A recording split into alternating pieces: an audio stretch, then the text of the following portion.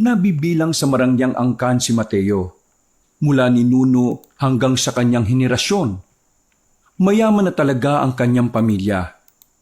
Kilala ang pamilya nila sa pagiging mahusay sa mga negosyo. Pero bata pa lang, iba na ang hilig ng lalaking si Mateo. Mas gusto niya ang mga bagay na may tuturing niyang adventure. Mga gawain na may kinalaman ang paglalakbay, mga pagtuklas sa kung ano-anong bagay, at higit sa lahat, ang pagsasaliksik sa mga kakaibang nilalang na gaya na lamang ng aswang. Kahit natuto lang kanyang ina sa ganitong gusto niya, lihim niya pa rin itong ginagawa. Hanggang sa makilala niya si Mang Tani, isang matandang lalaki na albularyo, ang taong magtuturo sa kanya kung papaano magkakaroon ng mutya. Ngunit ang katanungan, ano nga kaya ang mangyayari sa buhay ni Mateo sakaling makakuha na siya ng mutya? Magagamit niya kaya ito upang ipagtanggol ang kanyang mahal sa buhay at ang mga tao? O hindi pa rin sasapat ang mutya para matalo ang kasamaan? Ang mga katanungan ay masasagot lamang kung susubaybayan natin ang panibagong kwento ngayong araw. Abangan ang mga eksena dito lang sa nag-iisang tambayan, ang mga kwento ni Kabanong.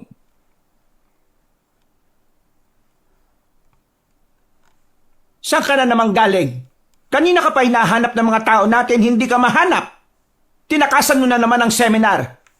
Kailan mo ba talaga matututunan na pahalagahan ng pagnenegosyo, ha? Bakit ba hindi ka man lang nagkaroon ng interest dito kahit na alam mo namang ikaw ang magmamana ng mga negosyong iiwan ko balang araw? Palagi mo nalang pinasasakit ang ulo ko. Mama, ilang beses ko na ba kasing sinabi sa inyo? Hindi pagnenegosyo ang gusto kong gawin sa buhay. May iba akong gusto. Hindi to tungkol sa gusto mo. Tungkol ito sa kung paano natin may tatawid ang yaman natin sa susunod na henerasyon. At sa iyo nakasalalay yon. Bakit ba hindi mo maintindihan yon? Ibig sabihin, wala talaga kayong pakialam kung anong future na gusto ko para sa sarili ko? Anong tingin niyo sa akin? Laruan? Laruan na pwede niyong gamit-gamitin kung kailan niyo gusto? Mama, tao ako. May sarili akong buhay. Kaya dapat may sarili akong desisyon kung ano ang mas makabubuti para sa kinabukasan ko. Ang makabubuti sa kinabukasan mo ay ang pagnenegosyo. Nandito ang pera. Sa inyo, oo. Pero sa akin, hindi yan ang makabubuti sa akin. Kasi kahit na kailan, hindi nakakabuti na gawin mo ang isang bagay na labag naman sa kalooban mo. Kaya nga aaralin mo. Kaya nga susubukan mong mahalin. Ilang taon ko nang inaaral at sinusubukang mahalin, Mama. Pero hanggang ngayon, hindi ko pa rin maramdaman na ito ang para sa akin. Mama, hindi mo maaaral kung papaano mamahalin ang isang bagay. Kahit na tao pa man yan, ang pagmamahal ay kusa mong mararamdaman sa isang tao o bagay na nagdudulot ng kaligayahan sa iyo. Huwag niyo kong diktahan kung anong mamahalin ko kasi buhay ko ito. Anong alam mo sa pagmamahal? Ni wala ka pa ngang nobya o pamilya. Eh kayo, anong alam niyo sa pagmamahal? Ganitong pagmamahal ba ang gusto niyong matutunan ko? Ang kalimutan ng mga taong tunay na nagmamahal sa iyo dahil mas mahalaga ang negosyo? Hambibig mo, Mateo! Iniwan niyo sa ere si Papa dahil gusto niyong hawakan ang negosyo ni Lolo. At hanggang ngayon, tuluyan niyo nang kinalimutan si Papa. Kasi mahirap lang siya. At alam niyo kung ano masaklap? Hindi ko man lang kilala ang tatay ko. Kasi bata pa lang ako, pinalayas niyo na siya sa buhay natin. Isang malakas na sampal ang ginawa ni Senyora Abelia sa kanya. Natigilan ng binata. Ramdam na ramdam niya ang gigil ng kanyang ina. Wala kang karapatang magsalita sa akin ng ganyan dahil anak lang kita. Wala kang alam sa mga pinagdaanan ko para lang makarating sa ganitong posisyon. Kung nagagalit ka sa akin dahil pinalis ko ang papa mo, magalit ka hanggat gusto mo. Wala akong panahon sa mga taong mahihina at walang balak umunlad sa buhay. Patabog na umalis ang kanyang ina sa malawak nilang sala. Napapailing na lamang si Mateo. Alam niyang nasagi niya talaga ang ego ng kanyang nanay. Kaya nakakasiguro din siya na pagbabawalan na naman siya nitong makalabas. Makalipas ang 1 oras matapos ang pagtatalo, tumambay na lamang si Mateo sa loob ng kanyang silid. Isinarado niya ng maigi ang pintuan. Ayaw niya kasing may makakita sa kanya kung ano ang pinagkakaabalahan niya sa kwarto niya. Agad niyang binuklat ang mga bagong libro na nabili niya sa lumang library sa sentro. Mga kakaibang nilalang sa lupain ng Pilipinas. Napapatango pa si Mateo matapos basahin ang pamagat ng libro. Nang buksan niya na yon, sinimulan na nitong basahin ang kabuuan. Inabot siya ng 10:00 ng gabi kakabasa dahil makapal ang librong yon. Ang dami niyang natutunan. Mga bagay na may kinalaman sa mga kakaibang nilalang na gaya na lamang ng aswang. Noong mga sandaling yon, pakiramdam ni Mateo ay sapat na ang kaalaman niya para simula na matagal na niyang gagawin, ang maging isang manunugis. Kahit na wala pa namang namamata ang aswang sa kanilang lugar, hindi nasira ang pangarap niyang yon. Ayos, kagamitan na lang talaga ang kulang. Naalarma siya na makarinig siya ng sunod-sunod na katok. Mabilis niyang itinago ang libro sa ilalim ng kanyang kama. Agad siyang humiga at nagkunwaring kakagising lamang. Pumasok sa kanyang silid ang alalay ng kanyang ina na si Bekbek, ang lalaking pinagkakatiwalaan ni Senyora Abella. Pero kababata naman din ni Mateo. Huwag ka na magkunwaring kagigising lang. Halatang-halata naman sa pagmumukha mo na hindi ka naman natulog eh. Ano ba kasing kailangan mo? Bakit ka nandito? Pinapasabi ni Senyora na maganda ka raw kinabukasan ng gabi. May kailangan kang puntahan na okasyon. Ikaw ang magiging representative ng pamilya ninyo dahil wala ang mama mo. Marami siyang dapat na sikasuhin eh. Ay nako, bakit ba kasi lagi na lang ako? Ang dami ko namang pinsan na lalaki dyan na mas matatalino sa akin. Bakit ako na lang lagi? Ilang beses ko bang pinaliwanag sa iyo yan, Mateo? Hindi na naman ba gumagana utak mo? Ikaw ang karapat-dapat dahil ikaw ang pinakamatandang anak sa henerasyon ninyo. Hindi ko pa rin talaga maintindihan eh. Bakit ayaw nila akong hayaan na piliin ang gusto ko? Hindi mo talaga maintindihan. Kasi hindi mo naman ito interes. Mismo, hindi ko to gusto. Pero wala kang magagawa eh. Meron. O ano? Natamimi si Mateo sandali. Napaisip siya sa kanyang narinig. Napagtanto niyang tama nga si Bekbek. Sa posisyon niya sa kanilang pamilya, wala siyang magagawa kundi ang sumunod sa mga utos ng kanyang ina. Di ba? Wala kang maisip. Kaya kung ako sa iyo, sumunod ka na lang. Saka ka na lang pumalag kapag meron ka ng kapangyarihan at kapag mahalaga na rin ang boses mo sa kanila. Kailan mo malalaman na mahalaga ang mga sinasabi mo sa kanila?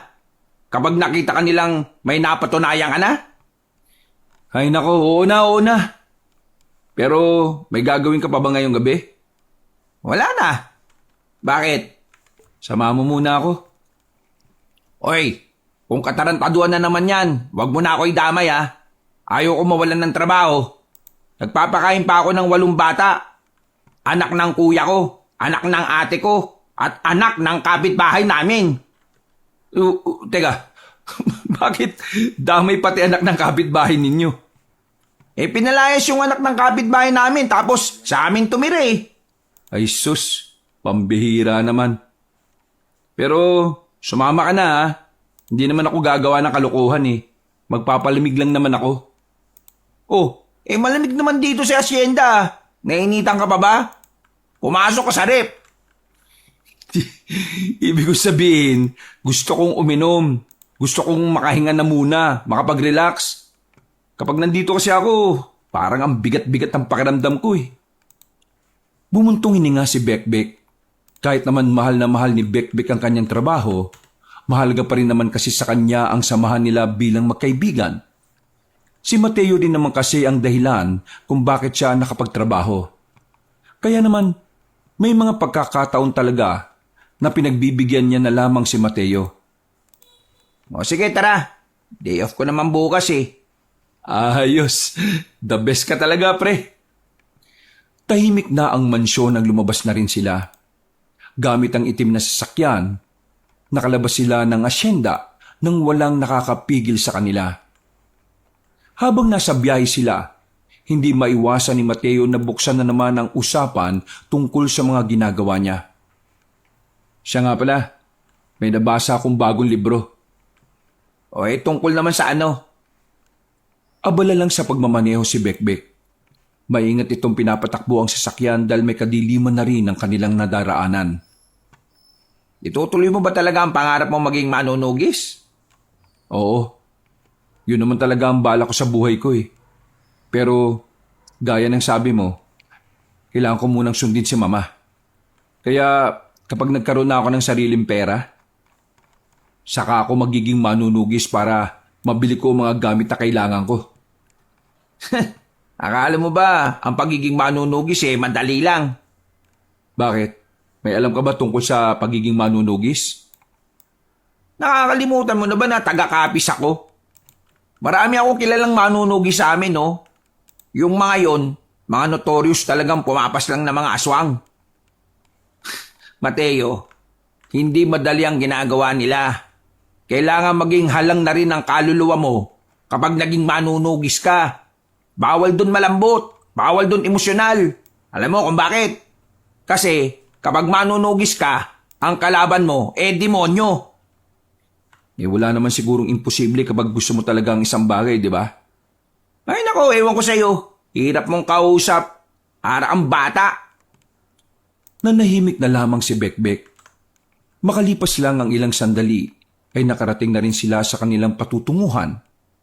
Kakaunti lang ang taong naroon. Pero agad na rin naman silang pumasok. Nakapwesto sila sa bandang dulo. Medyo malayo sila sa harapan ng stage.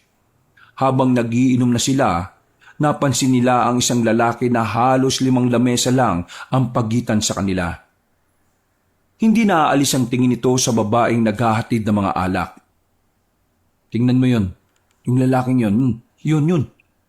Itsura pa lang mukhang manyakis na eh. Ano na naman? Anong na naman? Baka mamaya, mambastos pa yan. Hindi mo na yung problema, no? Kung nga minsan, huwag mo nga laging inuugnay yung sarili mo sa problema ng ibang tao. Baka mamaya, mapasama ka sa ginagawa mo eh. Paano mo natitis na mawala ng pakialam kahit may tutulong ka naman? Simple lang. Iniisip ko ang pamilya ko. Kapag ako namatay, kawawa ang pamilya ko.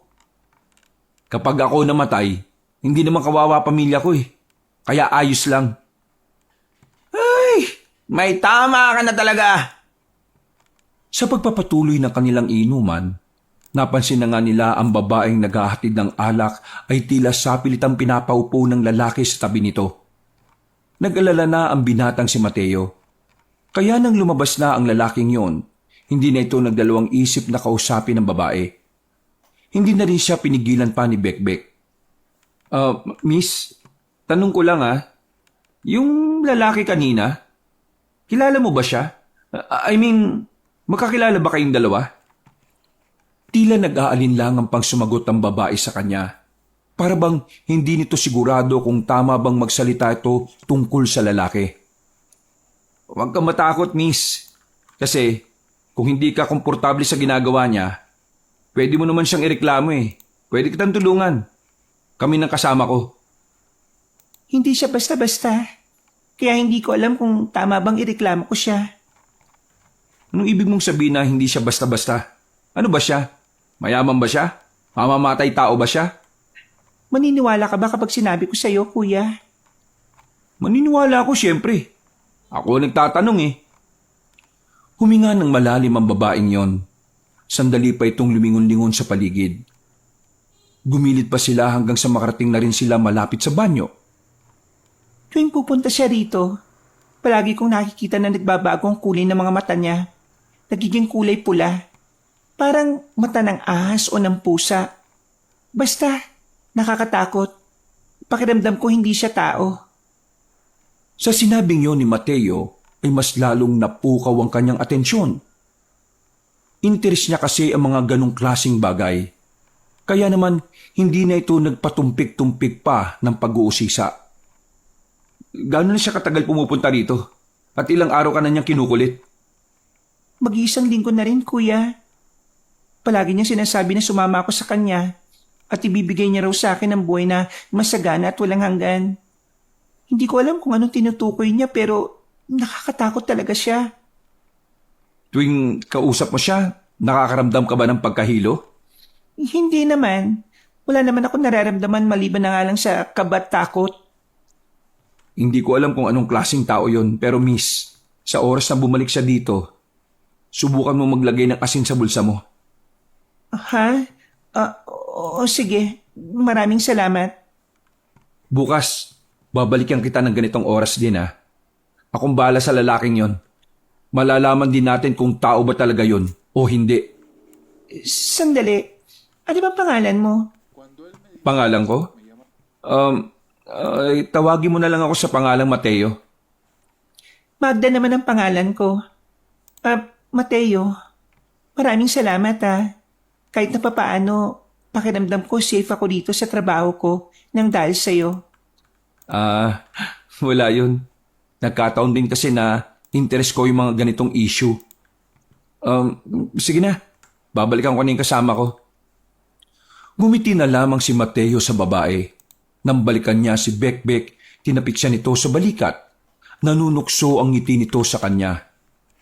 Oh, bakit? Type mo, no? Type? Ha? Ano sila sabi mo? Yung babae. Baliw. Interesado lang ako kasi sa mga sinabi niya. Bakit? Ano ba sinabi niya? Yung lalaki raw kanina. Ilang araw na siyang gustong isama. Tapos, yung mga mata raw nun, nagbabago raw ng kulay. Nagiging kulay pula raw. Totoo ba yung sinasabi mo? O baka gawa-gawa mo na naman yan, Kung ayaw mong maniwala, lapitan mo yung babae at ikaw mismo ang kumumpirma. O kaya, gusto mo tawagin ko na lang Hindi, wag na. Naniniwala na ako. Hindi naman lingid sa kalaman ko na may mga ibang nilalang din naman bukod sa tao Tingin mo pre, anong klaseng nilalang kaya yung lalaki kanina? Aba, hindi ko alam. Pero kung nagiging pula mga mata nun, isa lang ang naiisip ko. Ano? Aswang! Napanganga ang binatang si Mateo sa sinabi ni Bekbek. Dahil dito, mas lalo tuloy naging ganado si Mateo. Mas lalong nabuhay ang kanyang pagnanais na imbestigahan ng lalaking yon. Hanggang umuwi na sila at nasa biyahe, tahimik lamang si Mateo. Walang ibang nasa utak niya kundi ang aswang. Sumakto rin kasi na yun ang isa sa mga nabasa niya sa mga librong meron siya. Mga ilang sandali pa, nakauwi na rin sila sa asyenda. Balisang tumungo si Mateo sa kanyang silid. Kinabukasan ng umaga, bago pa siya bungangaan ng kanyang ina, maaga na siyang umalis. Tumungo siya sa sentro ng bayan para maghanap ng albularyo. Kailangan niya kasing bumili ng pangontra. Ibibigay niya ang pangontrang yon sa dalaga. Nang sa ganon, makaiwas ito sa kapahamakan na maaring dulot ng aswang. Habang abalang palakad-lakad sa kalagitnaan ng maraming tao, isang matandang lalaki ang kanyang nabangga. Munti ka nang matumba ang matandang lalaki.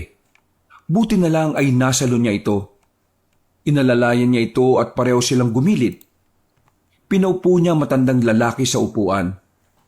Nako, pasensya na po talaga Manong Hindi ko po talaga kayo nakita Nagmamadalit, palingon-lingon kasi ako kaya nabangga kita. Nako, pasensya na talaga Teka, nasaktan po ba kayo? May masakit po ba sa inyo? Dadalhin ko po kayo sa ospital. Iho, ayos lang naman ako. Hindi naman ako nasaktan. Huwag ka mag-alala. Sigurado po ba kayo? Pumunta na po tayo sa ospital para makasiguro tayo. Hindi na nga. Ayos lang talaga ako. Wala namang nadali sa akin. Pangkaraniwang banggaan lang naman ang nangyari. At saka alam ko, hindi mo naman talaga sinasadya. Sigurado kayo Oo, sigurado ako. Pero ano bang hinahanap mo? Sabihin mo't baka naman matulungan kita. Oh, kasi naghahanap po ako ng albularyo eh. Albularyo baka mo? Opo, meron po ba kayong kilala? Ay siya, sumama ka sa akin. Meron akong kilala. Talaga po? Oo, iho. Ipapakilala kita sa kanya. Masayang sumunod si Mateo sa matanda. Hindi niya alam kung bakit ganun na lamang ang kanyang tiwala. Magaan din kasi ang pakiramdam niya sa matandang yon. Parang matagal na niya itong kilala. Kaunting lakad lang, meron silang narating na maliit na bahay. Sa gilid ng bakuran ay maraming tanim na mga gulay. Napangiti si Mateo. Gustong gusto niya kasi ang ganoong lugar. Simple lang ang pamumuhay na meron doon. Pagdungaw sa bintana, mga pananim na agad ang makikita sa umaga. Pasensya ka na at ganito lang ang bahay ko, ha? Akala ko po ba dadalhin niyo po ako sa albularyo? Bakit po tayo nasa bahay ninyo? Ay, ako ang albularyo, eh. Ho? Kayo po? Bakit hindi niyo naman po kaagad sinabi? Kasi, hindi ko ito masyadong pinapaalam sa ibang tao. Sa mga nagiging customer ko lang. Halika, pumasok ka. Itinulak na ni Mateo ang gate na yari sa kahoy. Pinaupo siya na matanda sa mahabang katawan ng puno na nakatumba sa gilid. Matanong ko lang. Ano ba ang kailangan mo sa albularyo? Kailangan ko po kasi ng pangontra sa aswang para sa isang kaibigan. Pangontra sa aswang? Bakit po? Hindi po ba kayo naniniwalang may aswang? Iho, lahat ng albularyo naniniwalang may aswang. Pero napaisip lang ako, may aswang na naman pala. Na naman? Ibig sabihin, meron ng nauna? Sa'yo ko lang ito ay kukwento, ha? Pero 10 taon na ang nakalilipas nang may mamataang kaming mga albularyo na aswang sa isang lumang barya. Naninirahan sila roon. Pinaslang na namin ang mga yun, eh. Bakit meron pa rin ngayon?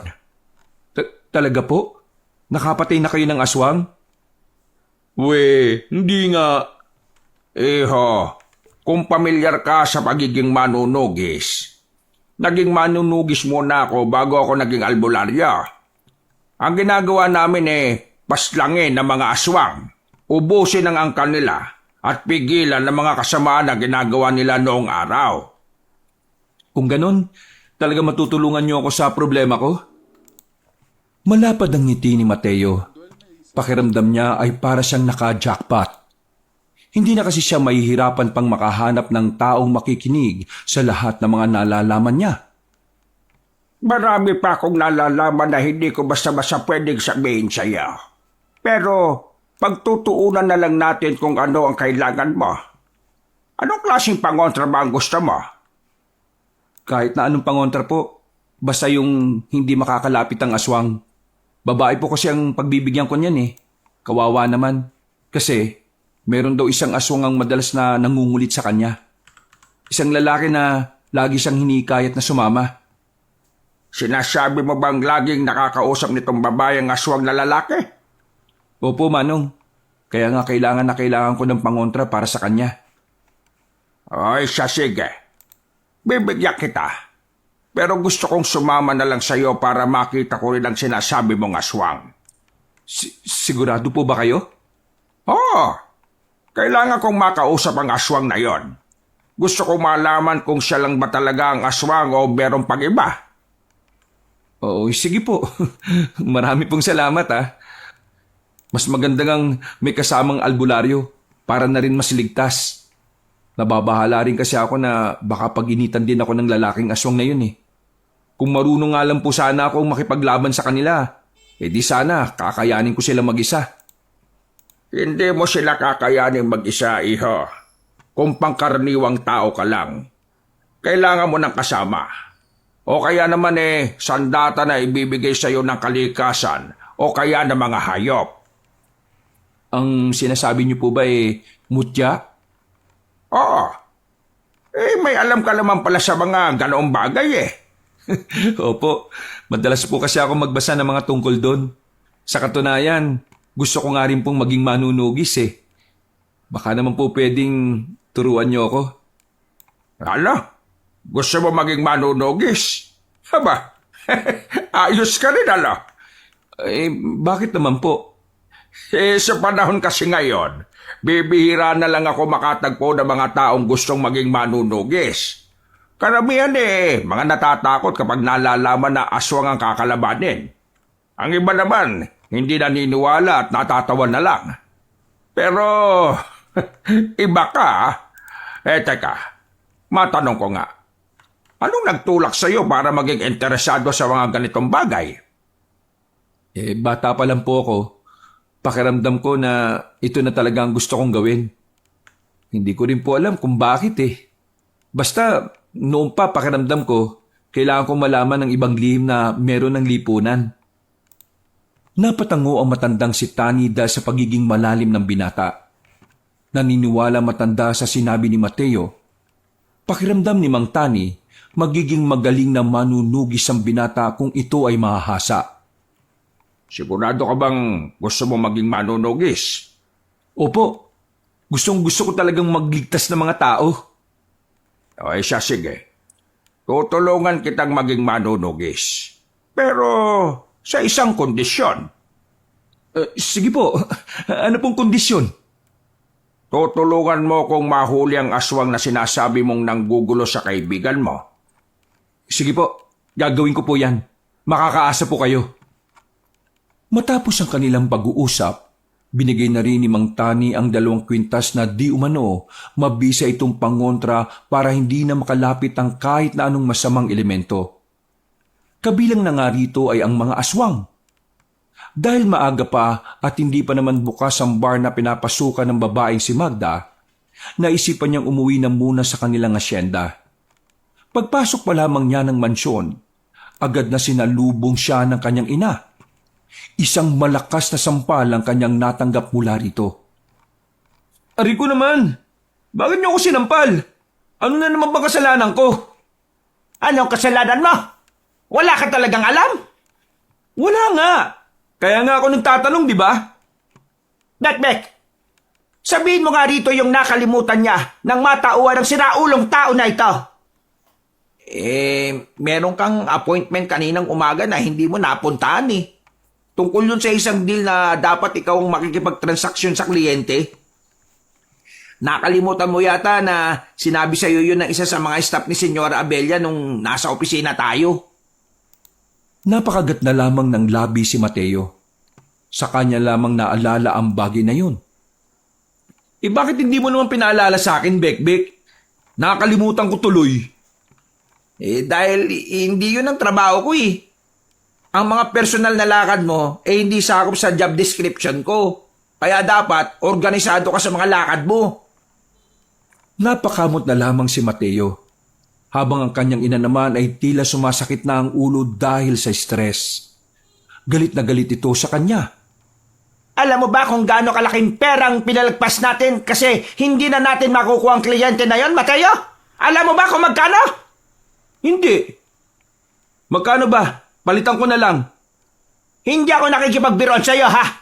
Palibhasa, wala kang alam sa negosyo. Kaya napakadali lang sa iyong kalimutan ng mga ganitong pangyayari. Sa inyo na nga nang galing na wala akong alam eh. Pero bakit nyo pa din ako pinipilit? Akala ko ba matalino kayong tao? Pero bakit hindi nyo maintindihan ang sinasabi ko? Ha? Abat napakawalang kwenta mo na nga anak. Napakawalang kwenta mo pang kausap. Wala ka ring moda. Nakakahiya ka. Sana hindi na lang hindi nyo na lang ako naging anak. Para hindi ko nararanasan ng mga ganito. Sana, ibang babae na lang ang inasawa ni Papa noon para hindi ikaw naging ina ko. Walang iya ka. Lumayas ka sa pamamahay ko ngayon din. Layas! Magmula ngayon, tinatakwil na kita. Wag na wag kang babalik dito kahit na kailan. Huwag kang mag-alala. Aalis talaga ako dito, Ma. Hindi naman tahanan ito para sa akin eh. Impyerno to na punong-puno ng pressure para sa akin. Sana maging masaya kayo. sa lahat ng negosyo nyo. Sana maging mas mayaman ka pa! Hindi na nakapagsalita pa ang senyora. Agad namang lumbas ng bahay si Mateo. Wala siyang nadala na kahit na ano. Hindi na rin niya naisipan pang bumalik. Hinayaan na lamang niya ang kanyang mga gamit. Tanging pamasahe lang ang meron siya. Ngayon, hindi niya alam kung saan siya pupulutin. Wala rin naman kasi siyang kakilala. Si Bekbek lang naman ang kanyang kakilala at tinuturing na kaibigan. Nagpalipas at nagpalamig na lang muna siya sa plaza. Nakaupo lang siya sa gilid habang nakatulala. Maya-maya, napatingin siya sa kanyang relo. Napatayo siya bigla nang maalala na sasapit na pala ang kinagabihan. Kailangan niya palang puntahan ng babaeng si Magda. Kailangan niyang maibigay ang pangontra. Pasakay na sana siya ng tricycle pero may isa pa siyang naalala. Ay, isasama ko nga pala si Mang Tani ngayon. Mali. Dito pala ako sasakay sa kabila. Pasensya na po, kuya. Ibang tricycle ang kanyang pinara at agad na bumiyahe patungo sa sentro ng bayan. Makalipas lang ang halos 20 minutos ay nakarating na rin siya. Pagdating niya sa bahay ni Mang Tani ay nakahanda na rin pala matanda. Mabuti naman at dumating ka na. Akala ko talaga hindi ka na darating ano pang nangyari? Wala naman po. May kaunting problema lang sa bahay. Tara na po. Puntahan na natin yung kaibigan ko. Sigurado kong naroon na siya sa trabaho niya. Agad silang tumungo roon. Pagdating nila ay nakita agad nila ang dalagang si Magda. Tila nangingislap ang mga mata nito nang masilayan ng binatang si Mateo. Oh, nagbalik ka. Mabuti naman. Pero sino kasama mo? Ay, siya nga pala. Ito si Mang Tani. Isa siyang albularyo. Tutulungan niya tayo para palayasin ng lalaking aswang na yun sa buhay mo. Magandang gabi po sa inyo. Magandang gabi rin sa iyo, iha. May karanasan na ako sa pagtugis ng mga aswang, kaya wala kang dapat na ipag-alala, ha? Magda, upo lang muna kami habang hinihintay ang lalaking nanggugulo sa iyo, ha? Kapag nakita naming lumapit na siya sa iyo, saka na kami gagawa ng hakbang ni Mang Tani. Tumango lang ang babae sa kanyang sinabi. Pumwesto na rin sila sa bakanting upuan na malapit sa bandang dulo. Halos kalahating oras lang silang naghintay. Nakita na rin nilang dumating na rin ang lalaki. Dire-diretso yun sa loob. Agad na umupo malapit sa entablado. Mang Tani, yung lalaking yun. Yun ang sinasabi ko. Oo, nararamdaman ko rin siya. Ihanda mo ang sarili mo, ha? Pinutunog na ni Mateo ang kanyang mga daliri. Noong mga sandaling yon, nakakaramdam na rin siya ng kaba kahit na papano. Ito kasi ang unang pagkakataon na may kakalabanin siyang aswang. Nang makita nilang kinakausap na ng lalaki ang dalagang si Magda, hindi na sila nagsayang pa ng oras. Agad silang lumapit doon. Matapang na hinawakan ni Mateo ang balikat ng lalaki at nagsalita. Re, huwag mong guluhin yung nagtatrabaho. Marang lumingon sa kanila ang lalaki at tumingin sa kanila ng masama. Para bang iritado ito sa pagkakahawak ni Mateo sa balikat. Sino ka ba? Ikaw ang sino ka? Dongga ang pangalan ko. Ikaw? Mateo ang pangalan ko. O ano naman? May problema ka ba? Oo, meron. Sa'yo. Iho, alam namin kung bakit mo ginugulo ang babaeng ito. Anong pinagsasabi mo? Huwag ka nang magkaila. Nagulat ang ibang naroon nang makita nilang naglabas na ng itak ang matandang si Mang Tani. Maging ang lalaking si Dongga ay napatayo na rin at dumistansya. Gulat na gulat ito sa mga nangyayari. Ano bang problema niyo? Hindi ko kayo kilala. Isa kang aswang at balak mo pang biktimahin ang babaeng ito. Ngayon, hahadlangan namin ang masama mong binabalak. Magda, dito ka lang sa akin, dali! Hinigit ni Mateo ang babae papunta sa kanya. Noong mga sandaling yon, Agad na tumakbo ang lalaki patungo sa labas. Sinundan naman agad yon ni Mang Tani. Dito ka lang muna. Huwag na huwag kang lalabas kahit ano mangyari ha. Eto ang pangontra oh. Huwag mong wawalain. Kailangan mo yan para hindi kanya mahawakan. Mag-iingat kayo ha. Nagmamadaling tumakbo si Mateo palabas ng bar na yon. Wala siyang sinayang na pagkakataon at hinabol niya agad si Mang Tani. Naabutan niya si Mang Tani. Ang kaso nga lang, wala naman ng lalaking aswang. Ha? Anong nangyari? Saan siya nagpunta? Nandyan lang siya sa paligid. Kaya huwag kang makampante. Bumuntong hininga na lamang ang binata. Sandali pa silang nakikiramdam. Maya-maya lamang, nakarinig na sila ng mga angil. Dito na nagsimulang magtindigan ng balahibo ni Mateo. Hindi naman siguro tayo mamamatay dito, ano? Mamamatay tayo kapag may nagawa tayong pagkakamali. Kaya umayos ka ng kilos mo, Mateo. Hindi na nakatiis ang lalaking si Dongga. Lumabas na rin ito at nagpakita sa kanila ng nakaanyong aswang na. Saan kayo kumuha ng lakas ng loob para harapin ang kagaya ko? Bakit? Sino ka ba? Akala mo ba porke aswang ka nakakaangat ka na sa lahat? Oo nga, feeling mo naman kung sino kang sikat. Sisikat ka lang kapag naging araw ka. Ang corny mo mag-joke. Manahimik ka nga. Alam mo kung anong magandang joke? Yung mukha mo, isang malaking joke. Tama na daldalan. Simulan na natin to. Mateo, diyan ka lang muna sa gilid. Manood ka kung paano ko tuturuan ng leksyon ng isang ita. Sigurado ko bang ikaw ang lalaban sa akin? Matanda ka na. Baka hindi na kaya ng buto mo. Bakit hindi mo subukan para malaman natin? Nagpakita ng nakakalokong ngiti si Mang Tani. Nakaramdam ng paghanga ang binatang si Mateo dahil hindi man lang niya makitaan ng kahit na kaunting kaba ang matanda. Mga ilang sandali lang, biglang lumusob si Mang Tani.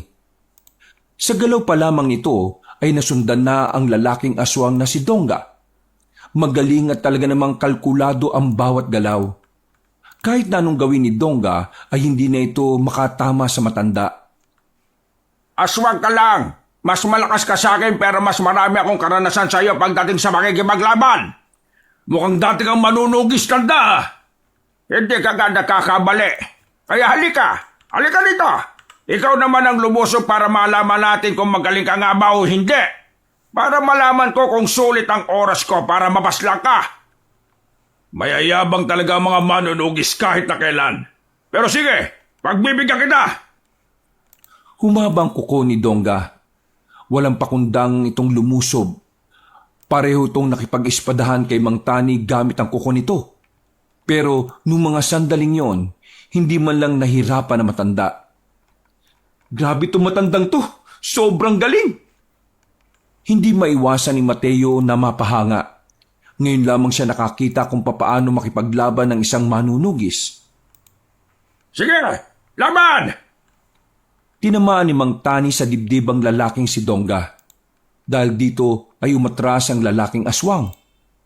Nanlalaki ang mga mata at hindi makapaniwala sa nangyari. Habang si Mang Tani naman, kalmado pa rin na parabang walang nangyayaring labanan. Kitang-kita ang pagiging sanay nito. Ngayon, kung ayaw mong mamatay, sasabihin mo sa akin kung nasaan ang iba pa ninyong kasamahan. Anong tingin mo sa akin, tanga? Bakit ko naman sasabihin sa iyo kung alam kong mapapahamak sila? Inutil ka palang matanda ka Kung ganon, wala naman na akong magagawa. Kung ayaw mong ituro, mamatay ka na lang! Muling lumusob ang matandang si Mang Tani. Sa pagkakataong ito, ay nataganan niya si Dongga sa kaliwang braso. Pero nagawa pa rin ng aswang na makalundag papunta sa poste. Gumapang yun paakyat doon at nagbuka ng malapad na pakpak. Hindi ba tayo tapos, tanda? Linya ng mga talunan yan, iho. Kung ako sa iyo, ipaabot mo itong mensahe ko sa inyong leader. Pakisabi sa kanya na kapag nalaman namin kung nasan kayo, lalagasin namin kayo ulit, kagaya ng ginawa namin sa inyo noon. Gigil na lumipad paalis ang aswang na si Dongga. Nang mawala na ito, saka lamang napahawak sa dibdib si Mang Tani. Agad namang lumapit si Mateo at inalalayan itong makaupo sa gilid. Mang Tani, ayos lang po ba kayo? Ano pong nararamdaman ninyo? Ayos lang naman ako. Napagod lang ako. Pambira naman. Kapag matanda na talaga, ganito lang ang nangyayari. Kaya Mateo, mukhang kailangan talaga kitang gawin ng isang manunugis. Matapos ang senaryong yon, tumungo na muna sila sa bar para balikan ang babaeng si Magda. Nasiguro nilang nasa maayos na kalagayan naman ng babae, kaya iniwan na rin naman nila yon. Bumalik sila sa bahay ni Mang Tani. Nagpahinga na muna sila roon para pag-usapan ng ilang bagay-bagay. Mang Tani, ano po bang may tutulong ko para labanan ng mga aswang? Gusto kong magkaroon ka ng mutya. Pero magagawa mo lang yon kapag nagawa mong kunin ang mutya sa isa sa mga mababangis na hayop sa kagubatan. Mabangis na hayop? Ano po bang mabangis na hayop ang kailangan kong kalabanin? Kailangan mong kalabanin ng buwayang puyat na matatagpuan sa batis sa gubat ng morong. Teka, anong sinabi niyo? Buwayang puyat? Teka, paano ko naman malalaman kung ang isang buwaya ay puyat? Tatanungin ko. Seryoso po ba kayo, Mang Tani? Tumawa matandang lalaki. Makailang ulit pa nitong tinapik ang binatang si Mateo sa balikat. Sinasabi ko na nga ba't yan ang una mong magiging reaksyon eh. Pero, iho, seryoso ang sinasabi ko. May buwaya talagang puyat. At nasa buwaya na yon ang mutya na kailangan mong kunin. Sa bandang noo ng buwaya, merong nakadikit na bato roon, kulay berding bato. Paniniwalang ang bato na yon ay ang namuong dugo ng buwaya. Merong kasing tumusok ng noo niya, tapos yung dugo, parang mahiwagang tumigas at nagkulay berde. Pinaniniwalaan naman ng mga albularyo na ang batong yon ay malakas na mutya. Hindi ba parang alamat lang yan? Nakita niyo na ba yon? Sasabihin ko ba ito sa iyo kung hindi ko pa nakikita? Bakit hindi niyo kinuha yung mutya na yon? Dahil lahat naman kami noon ay may kanya-kanya ng mutya. At ngayong matatanda na kami, wala na ni isa sa amin ang may kakayahang kunin yon.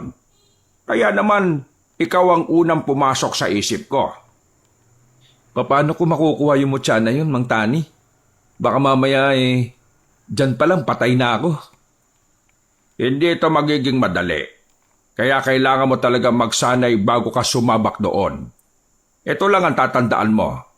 Tumitigil ang buwaya kapag tinatawag mo ang pangalan niya. Borong ang pangalan niya. Pero epektibo lang ito ng 2 beses. Sa pangatlong tawag mo sa kanya, hindi na siya hihinto. Maiirita na siya sa'yo. Hanip na buwaya. Marunong mairita.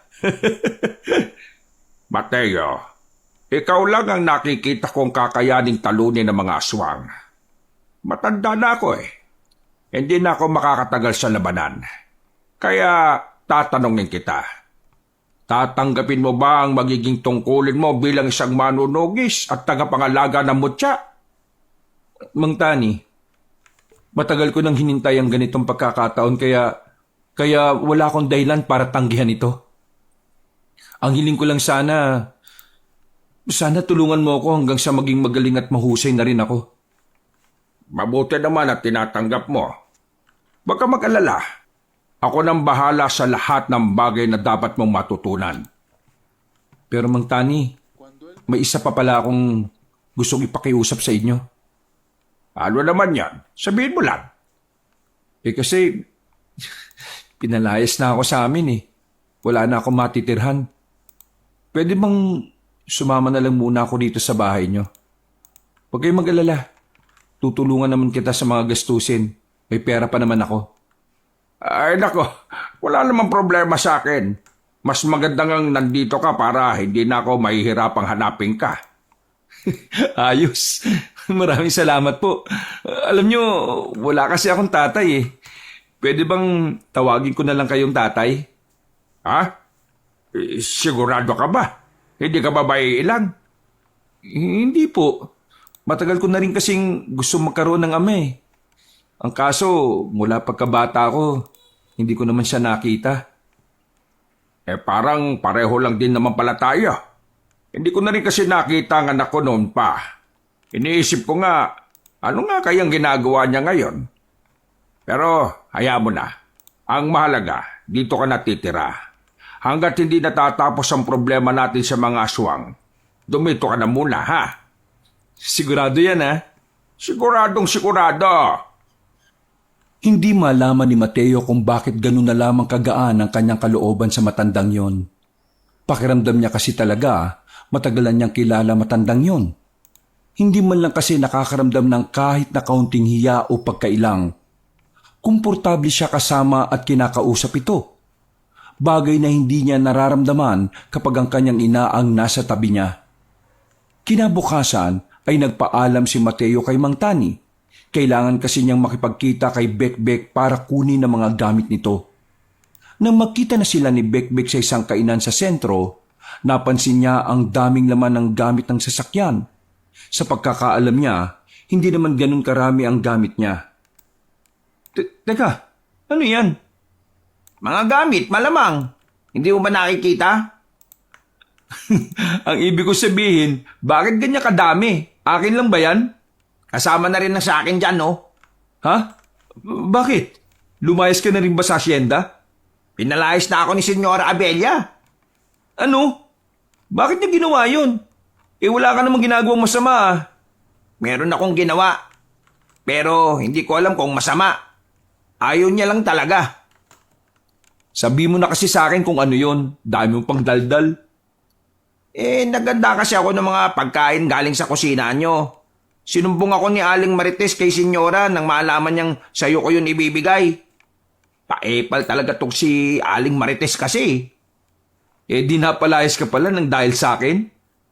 Oo, pero wag mong sisihin sarili mo. Choice ko naman yun eh. Naawa lang kasi ako sa'yo. Hindi ko alam kung kakayanin mo bang mabuhay ng mag-isi. Wala ka pa namang kapera-pera. Nako, pasensya ka na nadamay ka pa talaga ha. Paano ngayon ang pamilya mo? Nakapagpadala naman ako ng malaking pera bago ako matanggal. Nakasahod ako kahapon eh. Maraming salamat pre ha. Di bale, babawi ako sa'yo. Pangako yan. Pero, paano pala itong sasakyan? Hindi na kailangan. Tulungan mo na lang ako maghanap ng matitiran yung libre lang sana ah. Wala pa rin akong pera ngayon eh. Sakto lang tong panggastos sa pagkain. Etong sasakyan naman, ewan ko. Sasakyan mo to eh. Di natin alam kung babawiin ng nanay mo. Iyaan mo na yung sasakyan. Ako nang bahala dyan. Huwag ka mag-alala. May kilala akong mabait na magpapatira sa atin. Nagkatinginan ng dalawa. Nakangiti lamang si Mateo. Agad na silang bumiyahe patungo sa sinasabi ni Mateo. Makalipas lang ang ilang minuto ay nakarating na rin sila roon. Nagtataka pa si Bekbek kung ano ang ginagawa nila sa harapan ng isang bahay na hindi naman nila alam. Kilala mo tao dyan? Oo pre, siya yung tao na magtuturo sa akin kung papaano maging manunugis. Isa siyang albularyo. Ituturo niya rin sa akin kung papaano makakakuha ng mutya. At talagang tuloy na yung pinapangarap mong noon pa ah. Oo naman. Sinasabi ko naman kasi sa iyo eh. Magagawa ko rin to balang araw. Pumasok na sila sa loob. Kinatok nila ang pintuan. Ilang sandali lang bumukas na rin yun. Nang bumungod na si Mang Tani, tila naggulat si Bekbek. Ganun din ang matandang lalaki. Oh, bakit kayo nagulat? Magkakilala ba kayo? Ha? Ano kasi, Oo, magkakilala kami. Pero hindi sobrang magkakilala. Nakita ko lang siya ilang beses sa sentro. Tinulungan niya ako na magbuhat ng kung ano-ano. Pala ko naman kung ano eh. Pre, si Mang Tani nga pala. Siya yung albularyo na sinasabi ko sa'yo. Mang Tani, kakapalan ko na po sana ang mukha ko. Baka pwedeng dito na rin muna siya tumira sa bahay niyo. Pinalayas na rin kasi siya ng nanay ko eh. Kaibigan ko po siya mula pagkabata. Ha? Dito? Dito sa titira? Oo po sana, kung ayos lang naman po sa inyo. Pero kung hindi naman po ayos lang din naman po. Hindi. Ayos lang naman sa akin. Ay sige, dito ka na rin muna. Mas maganda kasing may katulong si Mateo sa gagawin niyang misyon. Halika kayo, pumasok kayo. Papasok na lang po muna namin yung mga gamit namin. Hindi naman po karamihan, puro damit lang naman po. O siya sige, tulungan ko na kayo. Ay, hindi na po. Kami na pong bahala. Nakakaya na po Mabilis na kinuha ni Mateo at Bekbek ang gamit sa sasakyan. Mga ilang sandali lang ay magkakaharap na rin sila sa loob ng bahay. Lahat ng mga hindi na ikwento ni Mateo sa kaibigan ay agad din naman itong sinabi. Medyo nawiwindang si Bekbek dahil hindi nito inakala na sobrang dami na nang nangyari kahit saglit lang din silang hindi nagkita. Pero ganun pa man, tinanggap din naman nito ang misyon kasama si Mateo. Naliwanagan na rin ito sa mga nangyayari. At ngayon, desidido na rin itong labanan ng mga aswang basta kasama si Mateo. Grabe, ang dami mo na palang ganap, no? Pero mas grabe itong si Mang Tani.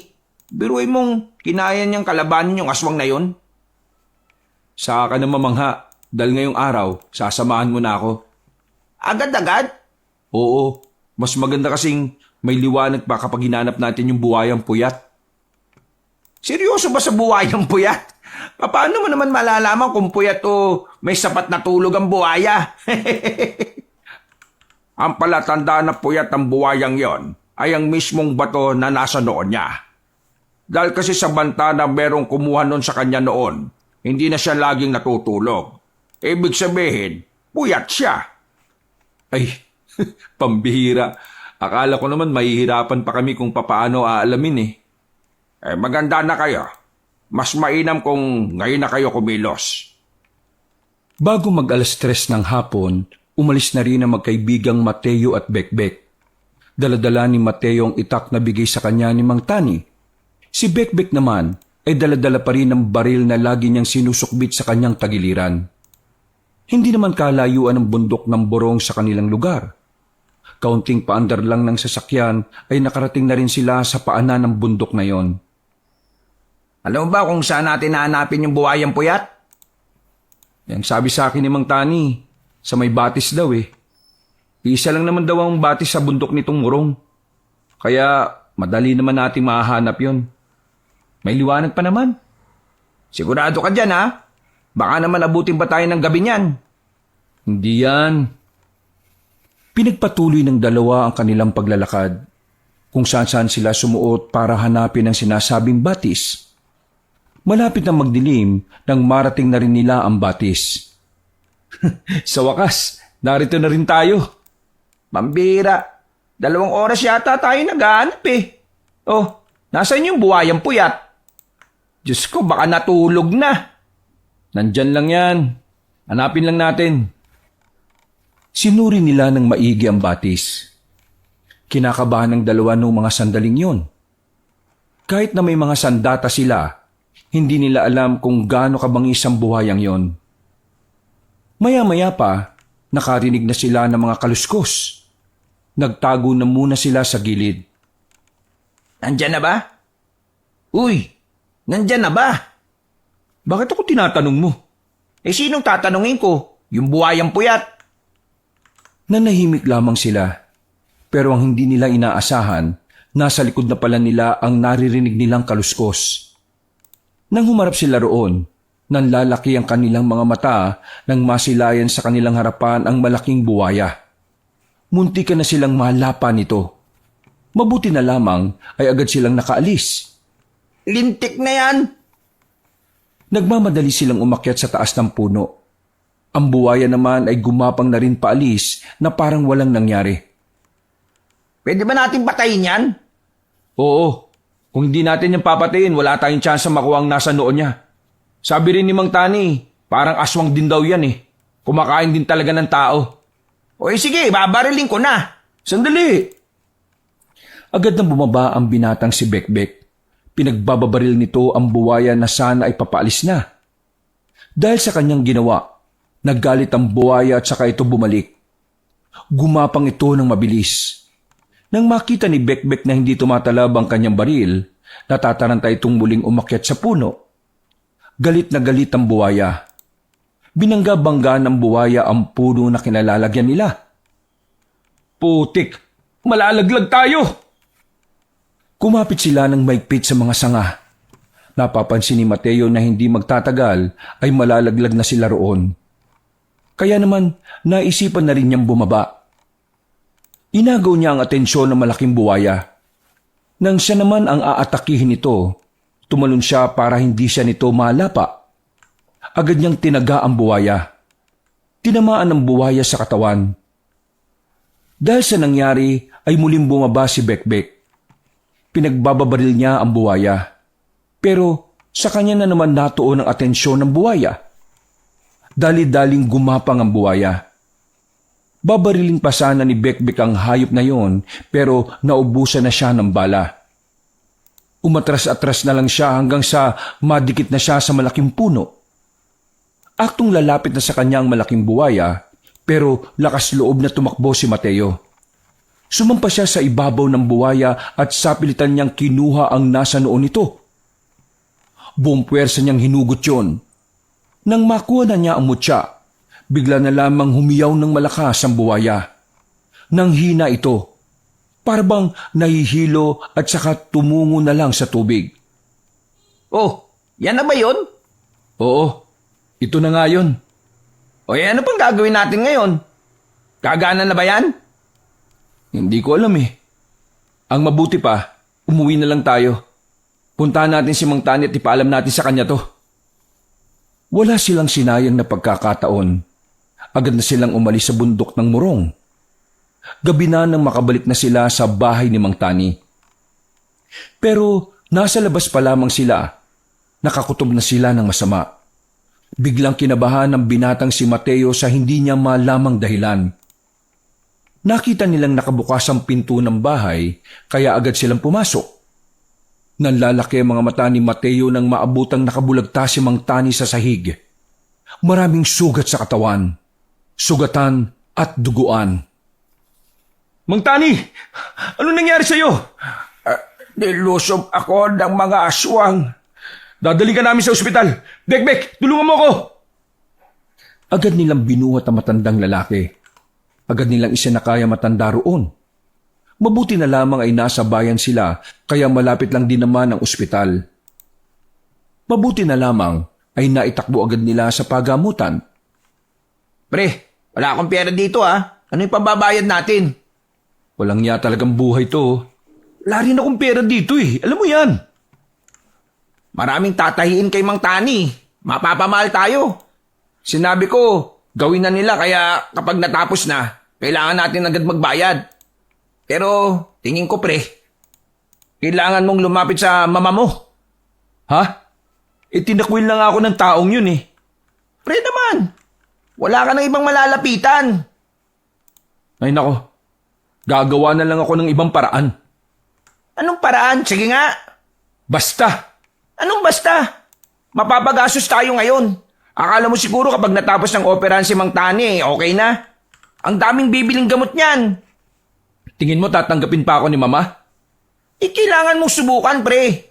Hindi. Susubukan ko na lang na humiram ng pera sa tiyahin ko. Hindi na ako lalapit sa nanay ko kahit na kailan. Mula nang itakwil niya ako, wala na akong dahilan para maging anak niya. Pambira ka naman, pre, Mas pipiliin mo pa yung pride mo kaysa sa tatay mo? Sa sinabing yon ni Bekbek ay natameme si Mateo. Nung una, inakala niyang nabingi lamang siya. Pero hindi. Alam niyang tama ang kanyang narinig. Sa hindi malamang dahilan, biglang tumibok ng malakas ang kanyang puso. Ano? Anong sinabi mo? Lintik na bunga nga to. Nadulas patuloy ako Huwag kang nga bumulong-bulong dyan. Anong sinabi mo? Tatay ko si Mang Tani? Oo na. Sige na, aminin ko na. Oo, tatay mo si Mang Tani.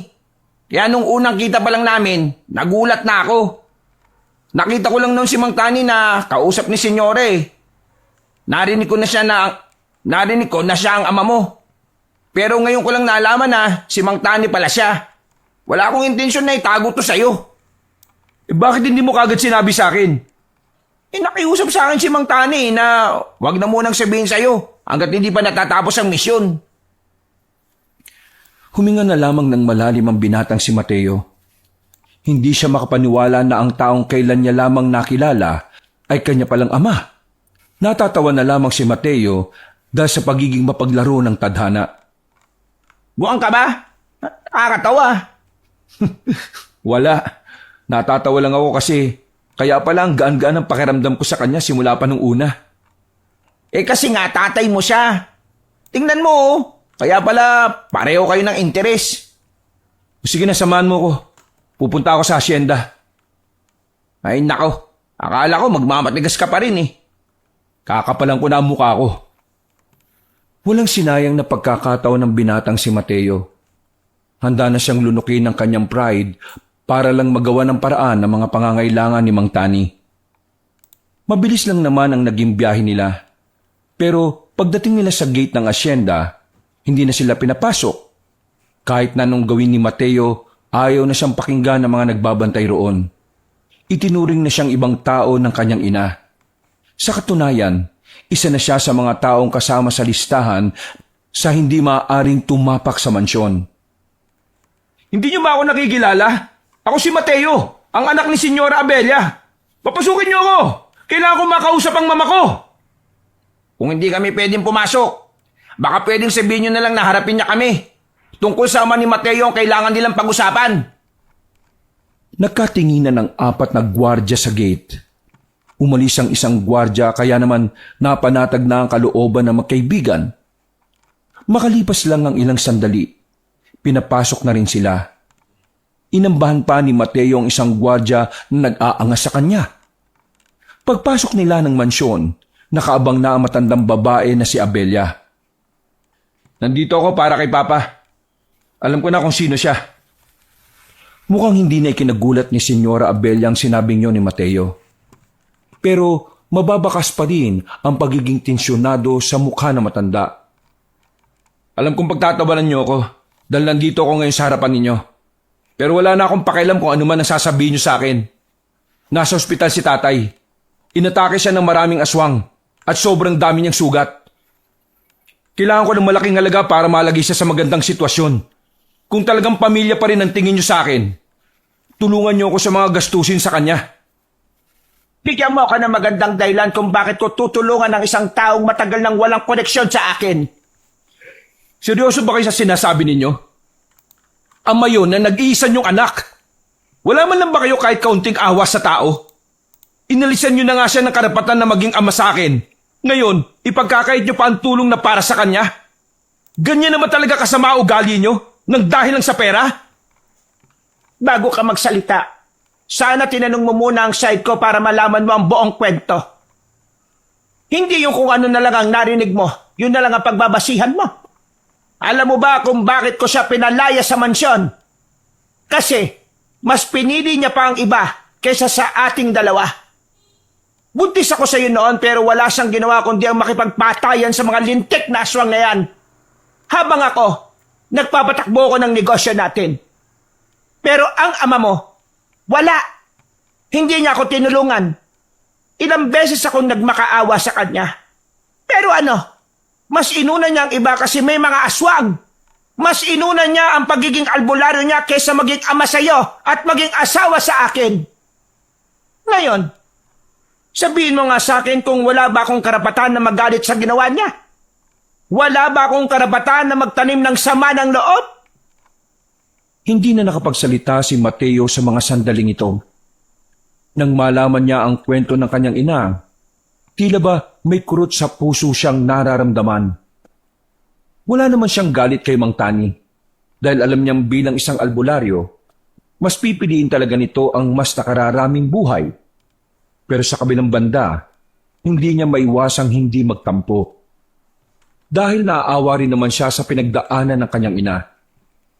Ngayon, mas naiintindihan na ni Mateo kung bakit gano'n na lamang kahigpit ang kanyang nanay sa negosyo. Kung bakit ayaw nitong makilala niya pa ang kanyang ama. Umalis ka na dahil wala kang mapapala sa akin kahit na kailan. Walang puwang sa puso ko ang mga taong una na akong binaliwala. Kung papanik ka sa kanya, wala akong pakialam. Pero itong tatandaan mo, lahat ng meron tayo ngayon, dahil yun sa pagtsatsaga kong mag-isa, habang pinapalaki kitang matapang at matatag. Kung hindi mo gusto ang pagiging ina ko, malaya kang umalis. Napapailing na lamang si Mateo sa kanyang mga narinig. Ayaw na lang din niyang masakta ng damdamin ng kanyang ina. Habang nasa biyahe na sila, napapakamot na lamang ng ulo si Bekbek. Hindi kasi nito inakalang gano'n ang mangyayari. Iniisip kasi nitong haharap si Mateo ng may pagpapakumbaba. Pero nakipagpataasan pa ito ng pride. Pambira ka naman pre, oh. Bakit ba kasi ganun ang mga sinabi mo? Ang goal natin ay mapaamo ang mama mo para mabayaran niya lahat ng kailangang bayaran. Ang ginawa mo, inudyukan mo pang magalit eh. Wala na tayong magagawa. Nangyari na eh. Alam mo, isa sa mga kinaiinisan sa'yo ni Senyora, yang ugali mo. Na kapag may gusto kang sabihin, sasabihin mo. Kahit hindi mo pinag-iisipan. Tapos, kapag nakagawa ka ng mali, gusto mong kalimutan na lang kaagad. Pre, hindi ganun maglaro ang buhay. Kung hindi ka nag-iingat, maraming mawawala sa'yo. Hindi lahat ng tao kayang tanggapin ang mga sinasabi mo. Hindi lahat madaling pahupain at palampasin. Kaya sana naman minsan lang mag-isip ka ng matino.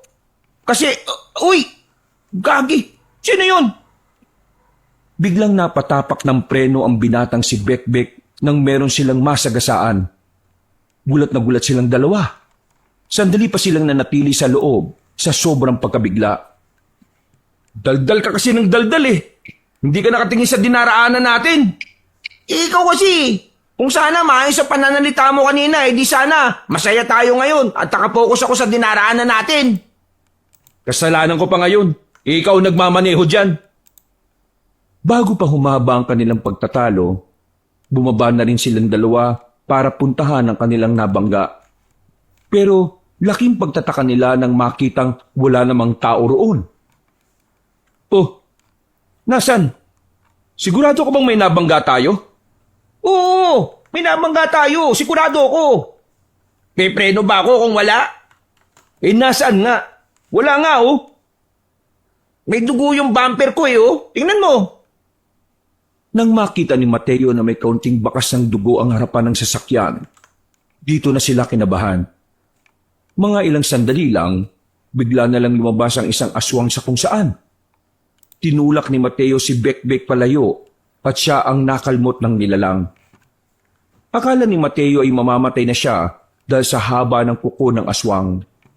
Pero namangha siya nang wala namang nangyari. Tumigas kasi ang balat niya na parang gaya ng sa buwaya.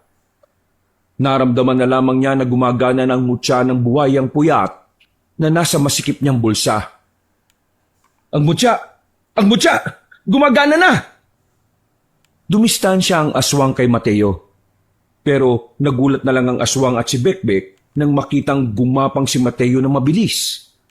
Nang makalapit ito sa aswang, pinulupot ni Mateo ang kanyang braso sa leeg ng nilalang. Kitang-kita ni Bekbek na parang naging mata na ng buwaya ang mata ni Mateo. Walang pakundangan na binali ni Mateo ang leeg ng aswang, kaya wala pang 2 minuto, napaslang na rin ito ang nilalang na yon. Mabilis na lumapit si Bekbek para alamin kung talaga bang wala na ang aswang. Hindi nito maiwasang hindi mamangha. Makailang ulit nitong hinawak-hawakan ng balat ng binatang si Mateo. Hindi ito makapaniwala nang malamang matigas na ang balat ng kaibigan. Ito na ba yung kapangyarihan ng mutya, pre? Totoo ba to? Kahit ako, hindi rin ako makapaniwala eh. Bigla na lang naging ganito ang katawan ko. Kung may ganito ka palang kakayahan dahil sa mutyang yan, sigurado kong matatalo mo na yung sinasabi niyong aswang na nakatakas. Sana nga matalo ko. Para naman matapos na rin ang lahat ng to. At masimulan ko na ring ayusin ang pamilya namin. Pero, ang problema nga natin ngayon, pera. Pahala na. Ang mahalaga ngayon mabalikan na natin si Mang Tani, si tatay. Nasasabik na akong ipaalam sa kanya na nagagamit ko na itong mutya. At saka, Uy, ano yun? muli na naman silang naalarma nang marinig ang malalakas na sigawan ng mga kalalakihan sa gubat. Ilang sandali lang, nakita na lamang nila ang ilang mga ngaso na may dalang malaking gasera. Sugatan ng ilan sa kanila. Habang hila-hila naman nila ang kasamang wala ng malay. Mga aswang, meron pa.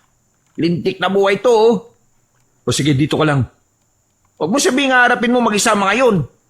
O bakit, sasama ka ba? Ano magagawa ko ron? Eh di ako mag-isa. Hindi na nagsayang ang binata ng oras. Mabilis itong tumakbo papasok ng kagubatan. Pagdating niya, nakita niya ang isang mga ngaso na gumagapang na.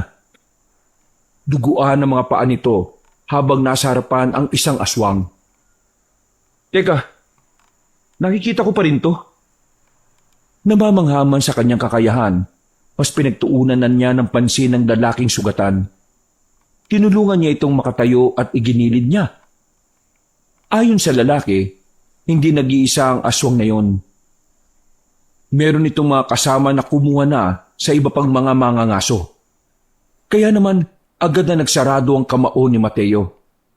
Wala siyang alam sa pakikipaglaban, pero ang mutya na mismo ang gumagabay sa kanya kung ano ang dapat na gawin. Kumalma ka lang dyan sa gilid. Saglit lang to. Hinanda na ni Mateo ang kanyang sarili. Mga ilang sandali lang ay siya na mismo ang kusang lumapit sa aswang. Nagkaroon sila ng palitan ng suntok. Kinakalmot pa siya ng nilalang pero walang talab sa balat niya. Nang makakuha ng tiyempo, hinawakan niya ang leeg nito. Hinigpitan niya ang pagkakasakal at saka sinuntok ng malakas sa sikmura. Pero hindi agad namatay ang aswang.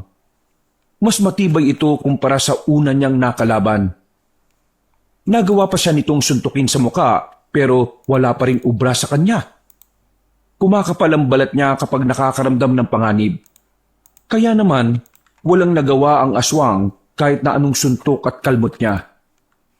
Nasa aktong aatras na lang sana ito pero hinawakan ito ni Mateo sa kamay. Hinila niya pabalik at saka binalian ng braso. Nang kakagating pa siya nito, dinampot ni Mateo ang sanga ng puno at saka itinarak sa bumbunan ng aswang. Pagkatapos noon, nilapitan niya ang lalaki. O ano, kaya mo ba maglakad? Umalis ka na.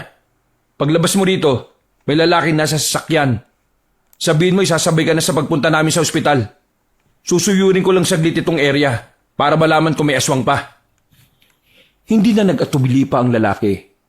Nagmamadali itong naglakad kahit na paika-ika. Samantalang si Mateo, nilibot niya pa ang buong paligid. Ang kaso nga lang, wala na siyang nakita pang aswang.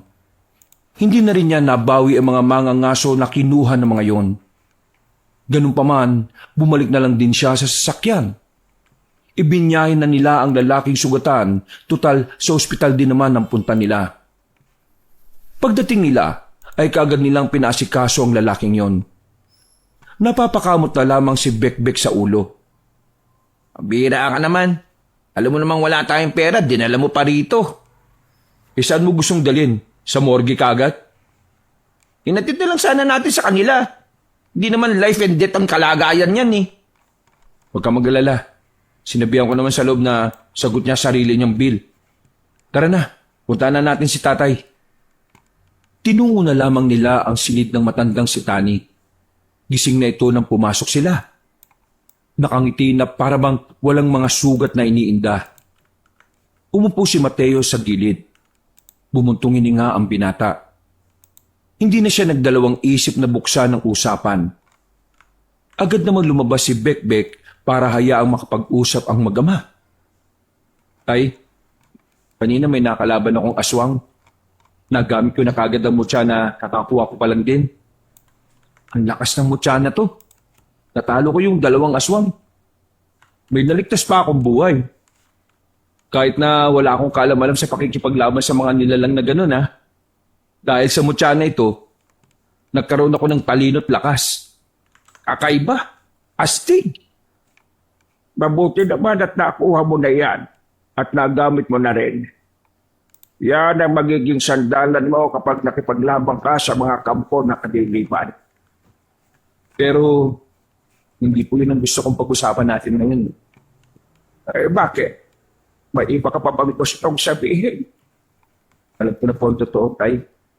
Sinabi na sa akin ni Bekbek na nakausap ko na rin si Mama tungkol sa'yo. Tay, bakit hindi mo sinabi sa akin nung unang beses na nalaman mo kay Bekbek na ako pala ang anak niyo? Hiya ako eh. Siguro, nasabi na sa iyo ng mama mo ang dahilan kung bakit niya ako pinalayas. At kung bakit pinili ko na lang na lumayo. Pinili ko ang misyon ko kesa sa inyong dalawa.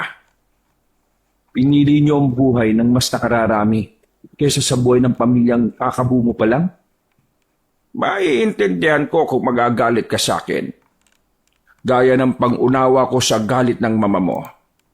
Pero, hindi ko basta pinili ang iba kesa sa inyo. Yun lang ang natataging paraan na alam ko para mailigtas din kayo sa kapahamakan. Nung panahon na yon, sobrang talamak ang mga aswang. Lalo na sa aming mga albularyo at manunugis. Nalalaman namin na sasakupin nila ang buong probinsya. Naalarma kami dahil malaki ang posibilidad na mangyari yon kung hindi kami magkakaisa. Oh, tama. Pinili ko ang buhay ng mas nakararami. Pinili ko na kalabanin ng mga aswang. Dahil kung hindi ako tutulong para pigilan sila, sa huli, pamilya ko rin ang mapapahamak. Kahit piliin ko kayo at makaligtas tayo, mapapahamak din tayo sa huli. Mahalaga ako sa samahan. Ako ang pinuno. Kung wala ako, mahirapan sila. Hindi kita pinipilit na maunawaan ako kaagad. Pero darating ang araw na maiintindihan ng mama mo at ikaw na kaya ko ginawa yon para lang din protektahan kayo. Napapailing si Mateo. Naiintindihan naman niya ang pinupunto ng ama. Pero ang hindi niya lang maintindihan ay kung bakit ni minsan hindi man lang ito nagkaroon ng oras para makipag-ayos sa kanyang ina. Ang lagi kasing sinasabi sa kanya ni Senyora Abella, pinabayaan na sila ng tuluyan. Pero hindi ka man lang ba naglaan ng oras, kahit konting oras, para makipag-ayos? Para ipaliwanag kay mama ang lahat? Kasi hanggang ngayon, iniisip niya pa rin wala kang pakialam sa amin eh. Anak, sinubukan ko. Ilang ulit. Halos 1 buong taon akong pabalik-balik sa asyenda. Pero hindi na ako makalapit sa kanya. Buhay pa ang lolo mo noon. Siya ang kalabang ko. Muntikan niya pa akong ipapatay kaya mula noon, tumigil na ako. Pinalipas ko na lang ang panahon kasi alam kong magkakaroon tayo ng pagkakataon na magkita balang araw. Isa pa, nung makita kong nasa maayos ka na naman na kalagayan, hindi na ako nangulit pa. Inisip ko na lang na mas magandang hindi mo ko makilala. Kasi ayaw kong guluhin pa ang buhay mong nasa maayos na. Akala niyo ba naging maayos ang buhay ko? Kahit na nasa marangya akong bahay? Hindi. Mula pagkabata, wala akong ibang naramdaman kundi kailangan kong maging matalino, perpekto, at sistematiko. Bata pa lang, nakalaan na ang utak ko para maging kusyante kahit na ayaw ko. Palaging sumasakit ang ulo ko kasi pinipilit ko na maging kagaya ni Mama. Pero ang tunay na gusto ko, maging kagaya mo. Ang hirap ng buhay ko noon. Mukha lang masarap ang buhay ko kasi nasa loob ako ng malaki at magandang bahay. Pero palagi kong iniisip yun na sana may ama ako na nandito sa tabi ko para kahit na paano may nakakaintindi sa gusto kong buhay. Patawarin mo ako anak. Alam kong sobrang dami kong pagkukulang. Wala ako sa tabi mo nung bata ka pa. Pinagsisisihan ko ang mga nangyari. Hindi. Huwag niyong pagsisihan. Sinabi mo kanina pinili mong nakararami para protektahan kami. Kaya, bakit ka magsisisi? Ang mahalaga sa akin ngayon ay kung ano ang magagawa mo para sa amin ni Mama. Tinatanggap mo pa rin ba ako? Tay, matagal ko nang gustong magkaroon ng ama. Kaya sa akin, walang problema. Matagal na kitang pinatawad. Ang isipin mo si Mama. Siya ang pinakanasaktan dito. Oo nga. Tama ka nga. Kaya kapag magaling na ako, huwag ka mag-alala. Pipilitin kong makausap ulit ang mama mo, anak.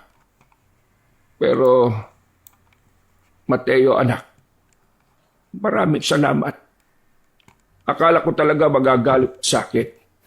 Pero, masaya ako kasi sa kabila ng mga pinagdaanan mo na wala ako, lumaki ka pa rin ng maayos. Lumaki ako ng maayos kasi alam kong mabubuti ang mga magulang ko. Pero sadyang masakit lang talaga magsalita si Mama. Kahit na ganon, alam ko naman na mahal niya ako. Kaya ikaw, magpagaling ka muna rito ha. Hinawakan ni Mateo ang kamay ni Mang Tani at bumiti. Anak, nanaginip ako. Yung kaibigan mong babae, kinuha ng aswang. Yung dongga. Hindi pa napalya ang panaginip ko, kaya baka mangyari din ito. Kung ganon, pupuntahan ko na siya. Sige, mag-iingat ka. Sa panaginip ko marami sila, kasama matandang pinuno nila. Opo, mag-iingat ako. Pangako makakabalik ako. At kapag natapos na ang problema natin sa aswang, problema naman natin sa pamilyang aayusin natin ha. Lumabas agad ng silid ang binatang si Mateo. Agad din namang sumunod sa kanya si Bekbek. Kinabahan na naman ito nang malaman na may haharapin na naman silang aswang. Pambira naman oh. Aswang na naman. Diyos kong buhay to oh. Parang hindi ka nag-train maging fighter ah. Nag-train ako, pero hindi sa aswang. Anong lamang ko sa suntukan sa mga hindi naman normal? Wala akong baril oh. May itak dyan. Yan ang gamitin mo. Bakit ba kasi ikaw lang ang may mutya? Pwede bang ako rin? Hindi sige. Hanapin mo naman yung mutya ng buhaya na may sapat na tulog. Ang mabuti pa mag-focus ka na lang sa pagmamaneho. Baka makabangga ka na naman ulit eh. Bininisan ni Bekbek ang pagmamaneho para maabutan nila ang dalaga. Pero nang dumating sila sa bar, nakita nilang magulo na ang loob. Nakakalat ang mga upuan, mga nakataobang lamesa. Ang gwardya naman sa gilid ng pintuan ay nakabulagta. Buhay pa. At ang sabi nito, kinuha daw ng mga aswang ang mga babae. Kasama dito si Magda. Sa gubat! Sigurado ako nasa gubat lang sila. Huwag kang nga madalos-dalos. Baka patibong lang ito eh. Baka kinuha nila si Magda para ikaw mismo ang lumapit sa kanila. Baka may hinanda silang patibong sa gubat. Mag-isip ka nga pwede. Kung hindi ako kikilos, baka hindi ko na makita ang buhay si Magda. Paano nga kung inuuto ka lang nila? Kapag ikaw namatay, wala na, finish na. Kaya ayusin mo yung mindset mo ha. Ang mabuti pa, balikan natin ang papa mo. Itanong natin sa kanya kung may alam siyang kuta ng mga aswang. Huminga ng malalim si Mateo. Naikalma niya ang kanyang sarili dahil sa sinabing yon ng kaibigan niya. Hindi niya tinuloy ang kanyang binabalak. Binalikan na lamang niya ang matanda sa ospital. At dito na rin nila nalaman na wala nang babayaran si Mang Tani sa lahat ng bill nito. Pre, mukhang lumambot ang puso ng mama mo ha. Wala na raw tayong babayaran pre. Okay na raw. Kahit na ganun yung si Mama, nararamdaman ko na hindi naman talaga siya masamang tao eh. Matapos silang makausap muli ang matandang si Tani, nalaman ng dalawa ang isa sa mga kuta na pinagtataguan di umano ng mga aswang. Malakas ang loob nilang tinakang kagubatan kahit sobrang dilim. Habang ganadong-ganado si Mateo, pagod na pagod naman si Bekbek. Nakailang pabalik-balik na rin kasi sila. Sa loob lang ng ilang oras, napakarami na rin nangyari. Sobrang dilim naman dito. Dapat pala nagdala ako ng flashlight. Tama lang na hindi ka nagdala para di tayo madaling makita ng mga aswang. Tara, sumunod ka lang sa akin. Nakikita ko naman ng malinaw ang daan eh. Bakit? Dahil mataas ang paningin ng mga buhaya? Kung buhaya kasi ang pinagkukunan ko ng mutya, eh di ba laging puyat? Malamang, mataas ang paningin nun. Puyat ba naman kakabantay eh? Kumakamot-kamot na lamang ng ulo ang binatang si Bekbek. Nawala ang angas nito dahil sa dilim ng kanilang nilalakbay. Hanggang sa makalipas na nga ang halos 2 oras. Tuluyan ang nakaramdam ng panghihina si Bekbek. Namulikat na ang paa niya kakalakad. Kaya wala silang ibang pagpipilian kundi ang magpahinga na lang muna. Hinilot-hilot ni Mateo ang paa ng kaibigan. Kaya kahit kaunti ay naging maayos na rin naman ito. Ikaw na lang kaya muna ang tumuloy. O bakit, natatakot ka ba? Buwang ka ba? Magiging pabigat lang ako sa'yo. May hawak ka namang itak eh. Kaya mo yan. Bakit? Natatakot ka ba kapag wala ako? Marami yun, malamang. Pambira ka naman, Mateo. May mutya ka na nga, naduduwag ka pa rin. Ngayong alam ko na may ama ko, nagsimula na akong matakot mamatay. Sige na, sumama ka na. Magpahinga ka na lang dyan. Ay nako, kakaiba ka talaga kahit na kailan.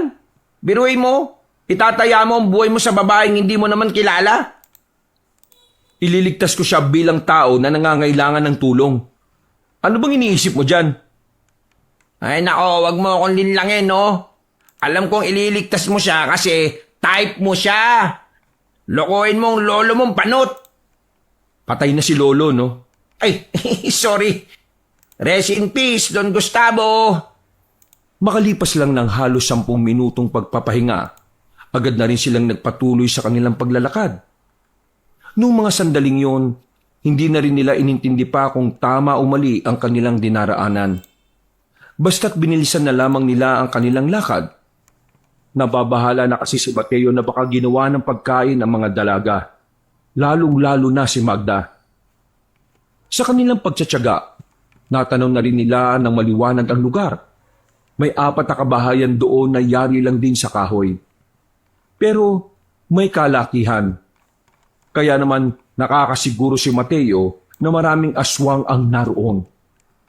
Kumpirmado niyang aswang ang mga naroon dahil naaamoy niya ang mga yon. Hindi siya maaaring magkamali. Mutya na mismo ang nagsasabi sa kanya. Kung yan ang kuta ng mga aswang, anong unang gagawin natin? Kailangan na muna natin makasiguro kung diyan ba talaga dinala sila Magda. Baka mamaya, wala naman pala dyan. E di, natigok tayo ng walang saysay. Eh, saan ba tayo dadaan? Hindi ba pwede sa unahan? Malamang may mga bantay dyan eh. Dala mo ba yung lighter mo? Bakit? Kailan ka ba natutong mag-yosi? Sira. Kailangan natin ng apoy. Susunugin natin ang mga tuyong dahon at sanga rito para makuha natin ang atensyon ng mga nandun. Kapag distracted na sila, madali na tayo makakapasok sa kuta nila. Ah, ganun ba? Eh, buti na lang nadala ko. Agad na tinapon ng magkaibigan ng mga dahon. Sinunog nila yon. Nang malaki-laki na ang apoy, dali-dali na silang umalis sa kanilang kinalalagyan. Lumipat sila ng pwesto. Mas malapit na sila sa kuta na kung saan basta kikita na nila ang mga aswang sa loob. Nagpupuntahan na ang iba doon, oh. Galing mo. Nag-iisip ka pala. Nagtataka ka pa. Ikaw nga, alalay ni Mama, duwag eh. Nang makakuha na ng tamang pagkakataon, dali-dali silang gumapang patungo sa gilid ng bakuran. Muntikan pang mapasigaw si Bekbek nang makagat ito ng malaking langgam. Buti na lamang ay kagad na tinakpan ni Mateo ang bibig ng kanyang kaibigan. Huwag kang sumigaw. Parang kagat lang ng langgam eh. Hindi, sira ulo. Langgam nga kumagat sa akin. Tambuwala naman. Nanahimik sila bigla nang makita may mga papataan na aswang. Nakatago lang sila sa mga halamanat. ni hindi sila gumagawa ng kahit na anong pagkilos. Kaunting galaw lang kasi ng halaman, alam nilang maghihinala na kaagad sa kanila ang nasa paligid. Paglagpas ng mga aswang, nagmamadali silang bumangon. Nakahinga ng maluwag ang dalawa. Pero hindi pa roon nagtatapos ang kanilang pagsubok. Kailangan pa nilang hanapin kung saan dinala ang mga babae. May naririnig akong mga iyak ng babae sa banda ron. May mga nagbabantay din. Anong gagawin natin? Akong bahala. Susubukan kong isa-isahin sila. Dito ka lang ha. Sesenyas na lang ako kapag pwede ka nang sumunod. Bida-bida ka na naman ha. Wala na tayong choice eh. Ano ka ba? Hindi na hinintay pa ni Mateo ang kanyang kaibigan na mapigilan siya. Pasimple na siyang gumapang patungo sa kinaroroonan ng isa pang bahay. Nang makarating na siya sa silong, wala siyang sinayang na sandali. Agad niyang hinila ang paa ng isang aswang. Nang nasa ilalim na ito, ay madali niyang binali ang leeg nito. Alam niyang magtataka ang isang aswang kung bakit nawala ang isang bantay. Kaya naman, hinila niya na rin yun. Nakagawa ng kaunting ingay ang aswang na yon. Pero binasag niya agad ang mukha nito. Marahang lumapit ang dalawang aswang sa ilalim ng silong. Sa mga pagkakataong ito, wala nang nararamdaman na kaba ang binata. Lumabas siya sa kabilang gilid. Umakyat siya sa bubungan. Tumalon siya sa likuran ng dalawang aswang at sa kanya yung tinaga gamit ang itak na nakuha sa silong ng bahay. Bagsak agad ang dalawa dahil sa ulo yung pinatamaan ng binata. Nang masiguro niyang wala nang nakakakita sa kanya, sinira niya agad ang pinto. Bumungad sa kanya ang mga dalagang umiiyak. Naroon din si Magda. Shh! Huwag kayong maingay. Matatakasin ko kayong lahat dito. Kalma! Relax lang. Kailangan lang natin kumuha ng tamang pagkakataon. Dumungaw si Mateo sa bintana at saka sinenyasan ng kanyang kaibigan na sumunod. Nagmamadali naman si Bekbek na gumapang palapit din doon. Maraming salamat, Mateo. Sabi ko na nga ba't darating ka eh? Wala yon. Ginagawa ko lang naman ang nararapat para iligtas kayong lahat. Ihandaan yung sarili nyo. Itatakas na namin kayo. Pakiusap lang ah. Walang mag-iingay. Isang pagkakamali lang natin, lahat tayo mamamatay. Yung landi, iwan niyo muna sa kung saan man kayo nang galing ha. Yun eh, kung gusto niyo lang naman mabuhay pa. Sumilip na ang dalawang binata sa labas. Nakita nilang wala pa rin ang ibang aswang. Sinamantala na nila ang pagkakataon. Mabilis silang lumabas at dumaan sa likod ng bahay na yon. Gubat to. Diretso lang. Kahit na anong mangyari, walang titigil ha. Mauuna kayo. Huwag niyo kaming intindihin. Hinawat ni Magda ang kanyang kamay. Ramdam ni Mateo ang pananlig ng palat nito. Bakas pa sa nanginginig na tinig ng dalaga ang takot at kaba dahil sa mga nangyayari. Paano kayo? Ano nangyari sa inyo? Nandito na kami sa likuran niyo. At kung sakaling magbulin tayo ng mga aswang, kailangan namin magpaiwan para makaabante kayo. Pwede pa, miss. Mamaya ka na magpabebe. Unahin makatakas kaysa sa maglandian ha. Para mamaya maging kwento na lang tayong lahat dito. Tila nakaramdam ng iya ang dalaga at nagsimula na rin itong maglakad. Pero hindi pa man sila nakakalayo. Meron na silang nakasalubong na aswang. Napatigil silang lahat. Napatigil din ang mga salit na nilalang. Patay na! Sa likod kayo. Kami bahala. Pre, bilisan lang natin. Di tayo pwedeng gumawa ng malakas na ingay.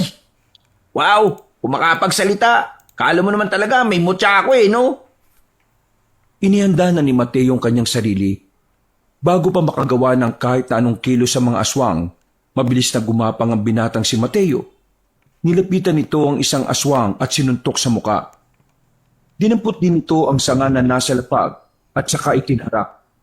Pero lumusog na rin sa kanya ang iba pa. 4 na aswang ang katapat ni Mateo, habang si Bekbek naman ay nakatingin lang. Anong ginagawa mo? Tulungan mo siya. Oo na. Kang atat, no? Buong tapang na lumusob si Bekbek. Sa halip na matatalo nila agad ang mga kalaban nila, ay mas lalo pa silang napatagal. May mga dumating pa kasi na mga bago. Magda, tumakas na kayo. Bilisan nyo. Pero paano ka? Sabi nang tumakas na kayo eh. Sa bunutan kita dyan eh. Nagmamadaling kumilos si Magda. Muntikan pa itong masubsob ng sapilitang palakari ni Bekbek. Noong mga sandaling yon, kapadong malala na si Mateo. Alam niyang nabulabog na nila ang iba pang mga aswang. Kaya naman, nakikita na niya ang susunod na mangyayari. Malalagay sila sa alanganin. Pre, mahal din pa ba buhay mo? Malamang. Ano ba klaseng tanong yan? Balis ka na. Ako nang bahala dito. Bida-bida ka na naman eh. Paano? Wala ka naman halos tinutulong eh. Duwag na duwag ka. Paano ka ba naging alalay ni Mama? Alalay lang ako ng mama mo. Pero hindi ako ang pinaka-personal na bodyguard niya. Nung nakaraan ko nga lang nagamit ang baril ko eh. Isus, pambira ka. Sige na, alis ka na.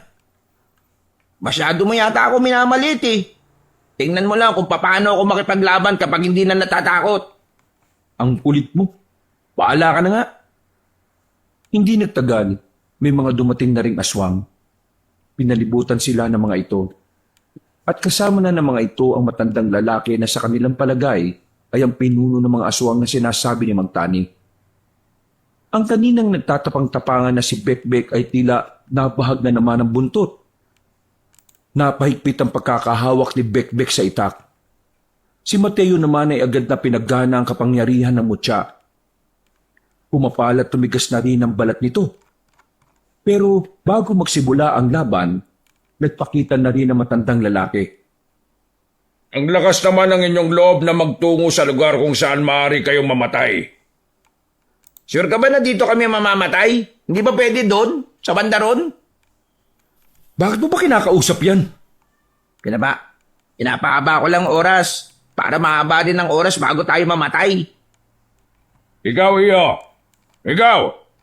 Ikaw na merong mutya. Bibigyan kita ng pagkakataon na isuko mo sa akin ang mutya at hayaan ko kayo makalis. Bakit ko naman gagawin yun? Kung kaya naman kitang labanan. Sigurado ka bang kaya mo ako? O baka nadadala ka lang ng emosyon mo? Bakit hindi na lang natin subukan? Pambira naman talaga to. Nakikipagyabangan pa eh. Papalagang kita kung tayong dalawa lang. Walang makikialam. Kung yan ang gusto mo, sige, ibibigay ko sa'yo. Pre, gumilid ka lang. Sakaling makita mong tagilid na ako, umalis ka na kagad ha. Hindi na hinintay pa ni Mateo na kumontra ang kanyang kaibigan. Lumapit na siya sa harapan ng matandang lalaki. Pinakita niya kagad ang kapangyarihan ng mutya ng buhayang puyat. Mas lumitaw ang kakaibang balat ni Mateo. Mabilis na tumakbo si Mateo palapit kay Mang Borong. Magkakasunod na pag-atake ang kanyang ginawa. Tinamaan niya agad ang matanda at tumilapon ito sa harapan ng mga aswang. Akmang lalapit ang mga aswang pero pinigilan lamang ito ng matanda. Huwag kayo makikialam. Gusto kong masolo ang isang ito. Nagpakita naman ng nakakainsultong ngiti ang matandang lalaki. Mga ilang sandali lang ay agad na rin itong nagbago ng anyo. Malakas ang puwersa ng matanda nang magbunuan ng dalawa. Sinuntok nito si Mateo sa tiyan, pero dahil sa kapal ng balat ng lalaki, hindi yun umubra. Nahawakan naman ni Mateo ang kamay ng matanda. Buong puwersa niyang pinihit ang kamay nito. Sa isang iglap lang, nabali agad ang kamay ni Mamborong. Ikinagulat yun ng lahat ng aswang. Pero hanggang sa mga sandaling yon, hindi pa rin siya nakikialam. Masyado kasing mataas ang tingin na matanda sa kanyang sarili. Sa isip-isip ni Mateo, para bang merong mali sa nangyayari. Hindi niya kasi maramdaman kung gaano kalakas ang kalaban niyang matanda. Pakiramdam lang niya ay napakalayo ng agwat. Siguradong tinatago lang niya ang totoo niyang lakas. Di ako pwedeng maging kampante. Parang walang nangyari nang muling lumapit sa kanya si Mamborong. Mabilis pa rin ang pagkilos nito. Sa katunayan, nagawa na nitong ipatama ang bawat kalmot at suntok nito sa binata. Ang kaso nga lang, sadyang makapal at matigas talaga ang balat ni Mateo. Walang iyakang tao ka. Bakit hindi ka tinatablan ng mga ginagawa ko? Ginagalit mo talaga ako, ha? Kagaya ng pagkakaalam mo, mutya ng buwayang puyat ang gamit ko. Hindi tatalab sa akin ang mga simpleng pagkalbot at suntok mo. Kaya naman, ilabas mo na ang totoong lakas mo. Kung yan ang gusto mo, sige, pagbibigyan kita.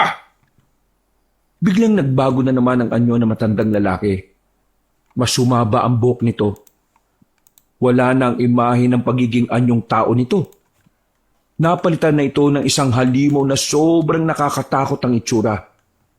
Humahaba rin ang dila nito na parang ahas. Ang magkabilang kami naman ay mas lumaki na parang kayang-kayang dakmain ang buong mukha ng binata. Pag-atake ni Mamborong, ikinagulat yun ni Mateo. Sobrang bilis kasi ng matanda.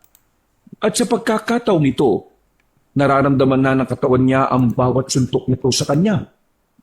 Sa puntong yon, tila nababasa na ni Mateo na may tsansa ng makapalag si Mamborong sa kanya.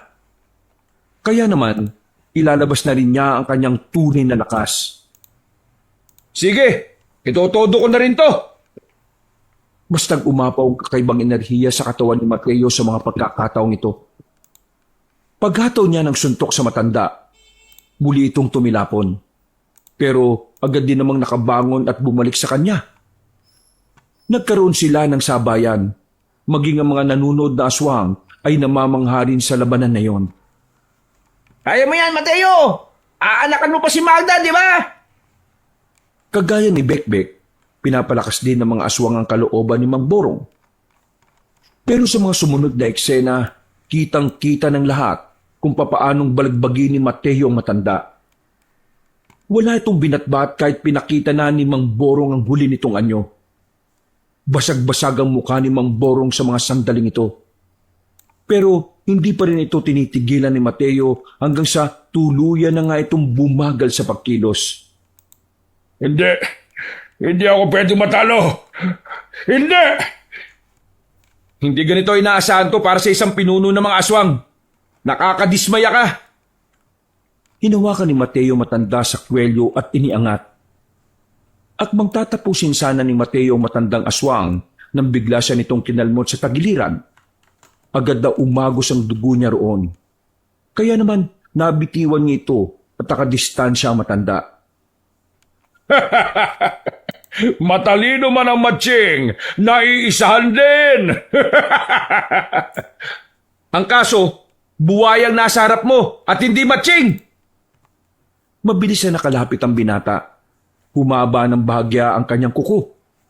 Ginamit niya ito para itarak sa kaliwang dibdib ng matanda.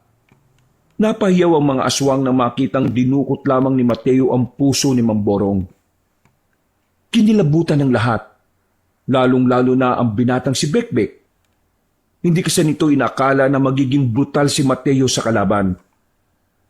Ito na ang katapusan niyo mga aswang. Matay ka na. Mamamatay na ang pinuno ng mga salot. Biglang tumawa ng mahina si Mamborong. Bagay na nagdulot ng pagtataka kay Mateo. Sinong nagsabi na ako ang pinuno ng mga aswang, iho? Nagkakamali ka. Wala akong posisyon sa lahi namin. Naisahan ka namin. Mga ilang sandali lang ay tuluyan ang nawala ng hininga matanda. Napaisip naman si Mateo sa sinabi ni Mamborong. Maging ang mga aswang din na naroroon ay nagtatawanan na rin. Tila isang malaking insulto kay Mateo ang mga naririnig niya. Nasa akmang lulusubin na niya ang mga aswang nang may marinig siyang pamilyar na boses. Sinukat lang namin kung hanggang saan ang lakas mo. At ngayong nakita ko na ang kapasidad ng mutya. Ngayon ko lang ipapaalam ang katotohanan na di mo gugustuhin malaman. Boy, hindi si Mang Borong ang pinuno ng mga aswang, kundi ako! Nagsarado ang kamao ni Mateo sa kanyang narinig. Gusto niyang lusubin agad ang binatang yon pero nakaramdam siya ng kakaiba nun. Paano ikaw ang pinuno? Ang hinaina mo nga nung una kang makalaman ni Mang Tani. Kung ipapakita ko kagad ang tunay kong lakas sa unang pagkikita, di nalaman nyo kagad kung paano ako tatalunin. Siyempre, bago ko ipaalam kung sino ako, Kailangan ko munang patayin ang taong tumutulong sa inyo. Kaso hindi siya namatay. May hina rin ang mga aswang na pinadala mo sa kanya eh. Yung matandang albularyo na yon, hindi namatay. Tingnan mo nga naman. Matagal din palang mamatay ang mabubuting damo. Hindi naman damo si Mang Tani. Tanga ka pala eh. Mas tanga ka. Hindi ka ba nakakaintindi ng matalinghagang salita? Manda ka na, Bekbek. Ngayon ko kailangan ng tulong mo. Mga kasama, lusubin niyo ang dalawang yan. Gusto kong ubusin niyo muna ang lakas ng isang yan bago siya humarap sa akin. Para wala nang kahirap-hirap na papaslangin ko ang mahinang nilalang na yan. Hindi nagtagal, makakasabay na lumusob ang mga aswang. Malakas-lakas pa rin naman si Mateo, pero hindi niya may kakaila na hindi na siya kagaya ng simula. Sa pakikipaglaban niya sa mga aswang, marami agad ang napatumba nila. Si Bekbek naman ay may mga sugat na rin. Pero patuloy lang ito sa pakikipaglaban. Parang wala man lang itong nararamdamang takot sa mga sandaling ito. Pre, hanggang kamatayan na to. Walang mamamatay. Dumikit ka lang sa akin. Hindi niyo kakayanin ng mga bataan ko. Marami pa sila. Wala pa sa kalahati ang nababawas niyo. Duwag ka ba? Pinapauna mo mga kasama mo dahil takot ka mamatay? Mabuti pa yung matanda kanina eh. Kahit na alam niyang hindi siya mananalo, lumaban siya na mag-isa. Eh ikaw, isa kang kahiyan sa lahi ng mga aswang. Naturingan ka bang pinuno niyan ha? Kadiri ka? Yak! Ews! Pinuno lang umaasa sa mga tauhan niya. Maya ka nga sa balat ni Mateo. Humugot na malalim na paghinga ang lalaking si Donga. Medyo na-insulto siya sa sinabi niyo ng dalawa. Kaya naman, habang nagkakagulo pa, pinatigil niya na ang mga kasamahan niya. Humarap na si Donga kay Mateo. Sa pagkakataong ito, medyo inihingal na rin ang binata. Pahina na rin ng pahina ang kapangyarihan ng mutya. Nagamit na kasi niya yon sa laban pa lang nila Mang Borong. Sige, magbunuan tayong dalawa. Tayong dalawa lang, hanggang kamatayan. Pero kapag ikaw napahiga, papatayin ko itong kaibigan mo maingay. Mapapahiga mo ko? Managinip ka na lang ng gising. Hindi nagtagal, nagbago na rin ang anyo ng lalaking si Donga. Hindi pa man lumalapit ang aswang na ito, ay nagtitindigan na ang balahibo ni Mateo. Nakakaramdam siya ng matinding takot kahit natangan niya pa rin ang mutya ng buwayang puyat. Kita-kita sa mukha mo ang takot. Pinagpapawisan ka na yata eh. Mas kapalan mo ang balat mo dahil ngayon hindi kita sasantuhin. Dahil tensyonado na ang binatang si Mateo, wala itong nagawa na lumapit sa kanya si Donga. Naramdaman na lamang ni Mateo mabigat na kamay ni Donga sa kanyang sikmura. Dinig niya pa ang tila pagkakabasag na matigas niyang balat. Tumilapon ang binata, pero pinilit niyang hindi mapabulagta. Kumapit siya sa lupa. Pinilit niyang makatayo ulit kahit na ramdam niya ang sakit sa kanyang sikmura. Sa mga sandaling yon, kitang-kita na niya ang pagkakaiba nila sa lakas. Dahil kasi sa pagbuhos niya ng kanyang lakas kay Mamborong, pakiramdam naman niya ay mahina na ang katawan niya. Pero tumingin siya kay Bekbek. Ang kaibigan na lamang niya ang kinukuhanan niya ng lakas. Kapag nagpatalo siya, mamamatay ito. Eto ba? Nanlaki ang mga mata ni Mateo nang nasa gilid na naman niya si Donga. Mabuti na lang ay kinaya niyang makailag. Tumalon siya palayo. Pero pagbagsak niya, sinundan agad siya ni Donga. Tinamaan siya sa muka. Bumalandar siya sa tapat ng malaking puno. Pinilit niya pa rin hindi mapahiga. Tinibayan niya ang kanyang tuhod. Pagtingin niya kay Donga, ay gumigewang-gewang ito sa paningin niya. Nakakaramdam na siya ng pagkahilo. Pre, huwag kang susuko. Isipin mo na lang si Mang Tani at Senyora Bella. Ayusin mo pa ang pamilya mo kaya dapat kang lumaban. Napangiti si Mateo sa kanyang narinig. Kahit na papaano, lumakas ang kanyang loob. Nagkaroon siya ng lakas para mas lalong tibayan at labanan ang kanyang kalagayan. Akala mo ba hayaan ko na lang na manalo ka sa laban na to? Patayin mo muna ako! Madali naman akong kausap eh. Dinakma ni Dongga ang kanyang muka. Pilit nitong dinudurog ang muka ni Mateo. Buti na lamang ay nakabuelo si Mateo para masuntok na malakas si Dongga.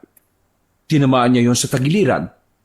Dahil sa kanyang ginawa, nagkaroon siya ng pagkakataon para makadistansya. Hindi na nagsayang ng oras si Mateo. Sinundan niya ang suntok na yun. Pero sa kasamaang palad, nahawakan ni Dongga ang kanyang kamao. Hinila siya nito at sinalubong ang malakas na namang suntok. Nabasag naman ang balat niya sa bandang dibdib. Tumilapon si Mateo sa harapan mismo ni Bekbek. Buti na lamang ay nasalo siya nito kaya hindi ito tumumba. Pre, ayos ka lang? Kita mo ng bugbog yung tao, tatanungin mo pa ako ng ganyan. Wala lang. Gusto ko lang magtanong. Pre, sakaling mamatay ako dito, pakisabi kina tatay at mama na mahal ko sila. Ha? Inuutusan mo pa ako? Huwag ka nang mamatay para ikaw na magsabi, no? Ibubuhos ko na ang natitirang lakas ko. Muling tumindig ng tuwid si Mateo. Basag-basag na ang ibang parte ng balat ni Mateo.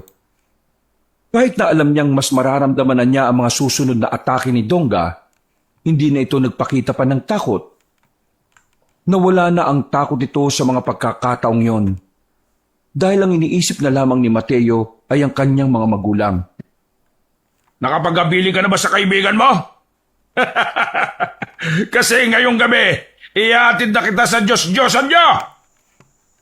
Umangil ng malakas si Dongga. Tila tuwang-tuwa naman ang mga aswang na nanonood. Sa pagkakataong ito, inihanda na ulit ni Mateo ang kanyang sarili. Bumuntong hininga ang binata. Kahit medyo nanlalabo ng paningin, nanatiling nakatuon ng kanyang atensyon kay Dongga. Nang makita niyang papalapit na ito sa kanya, inipon niya ang lahat ng lakas niya sa kanyang kamao. Ito na lang ang natitira niyang pag-asa. Kapag hindi umubra ang suntok niya, katapusan na nilang dalawa ni Bekbek. Sandali siyang napapikit. Lihim siyang humiling sa Panginoon na sana ang pagkakataong ito ay maging liwanag para sa kanya. Nang idilat niya ang kanyang mga mata, nakita na niya si Dongga na nasa kanyang harapan. Biglang uminit ang mga mata ni Mateo. Bumigat din ang kanyang kamao.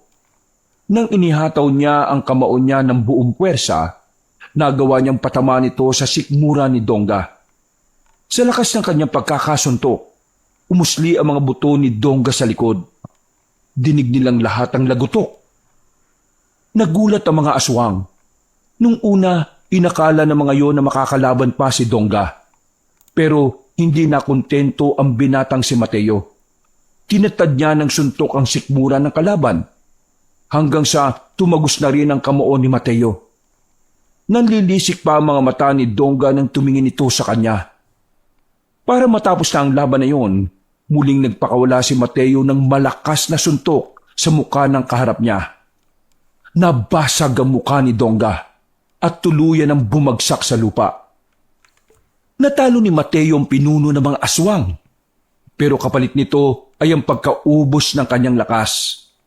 Natumba siya at hindi na makagalaw. Nakita na lamang niyang nasa tabi na siya ni Bekbek. Meron itong sinasabi pero wala na siyang naririnig. Pre, uy! Huwag kang mamatay! Pre! Mas lalong nabahala si Bekbek sa mga sandaling yon nang makitang nakapalibot na ang mga bataan ni Dongga. Alam ng binatang si Bekbek na yun na ang katapusan nilang dalawa. Hindi rin naman niya kayang talunin ng mga yon kung siya lang mag-isa. Hindi nga niya mabilang kung gaano karaming aswang ang nakapalibot sa kanila. Sige! Patayan kung patayan! Hindi niyo madadampian itong kaibigan ko, ano? Sige! Kukuyugin na sana sila ng mga aswang, pero magkakasunod na putok ang narinig nila noong mga sandaling yon. Napadapa na lang din si Bekbek. Makalipas lang ang halos 2 minuto, bumulagta na ang mga aswang. Lumabas sa kadiliman ang mga armadong lalaki. Nagpakilala ang mga yon na tauhan ni Senyora Abelia.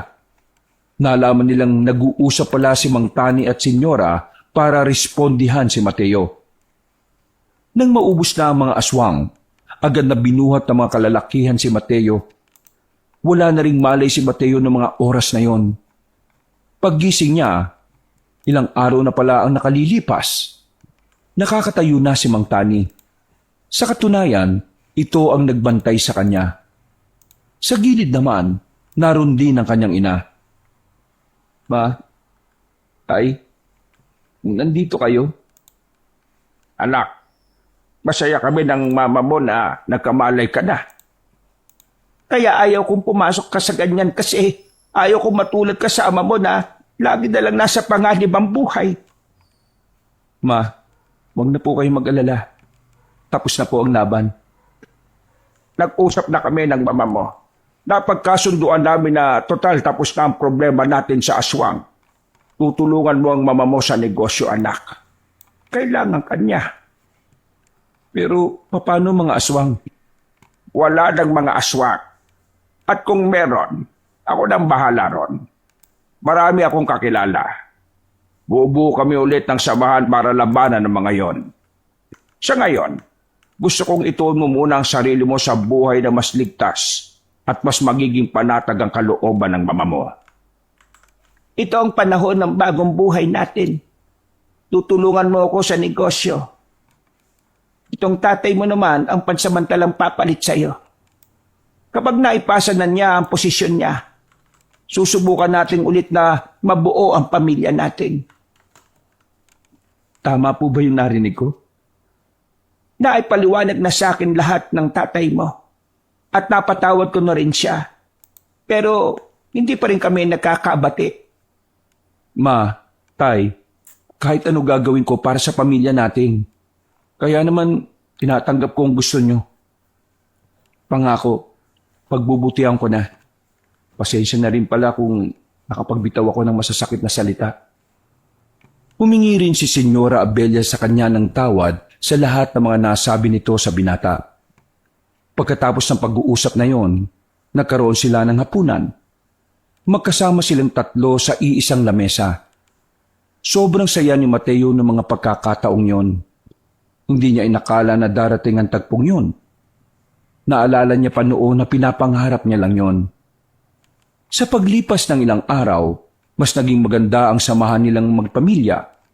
Unti-unti na rin nagkakasundo ang kanyang mga magulang. Habang siya naman, balik sa pag-aaral sa negosyo. Tinutulungan siya ni Bekbek sa lahat ng kanyang dapat na malaman. Mula noon, nakontento na sa buhay si Mateo ngayong buo na ulit ang kanyang pamilya. Masaya na siya at wala nang mahihiling pa. Kasabay ng pagkabura ng mga aswang sa kanilang probinsya, ay ang pag-usbong ng bagong buhay ni Mateo kasama ang pinakamamahal niyang tao, ang kanyang ama at ang kanyang ina na matagal na niyang pinapangarap na makapiling. Di nagtagal, nagkasundo rin sila ni Magda. Nagkaroon sila ng sariling pamilya at nagkaroon rin ng mga anak. At doon na nga nagsimula ng panibagong buhay si Mateo at bumuo ng masagana at masayang pamilya. Wakas,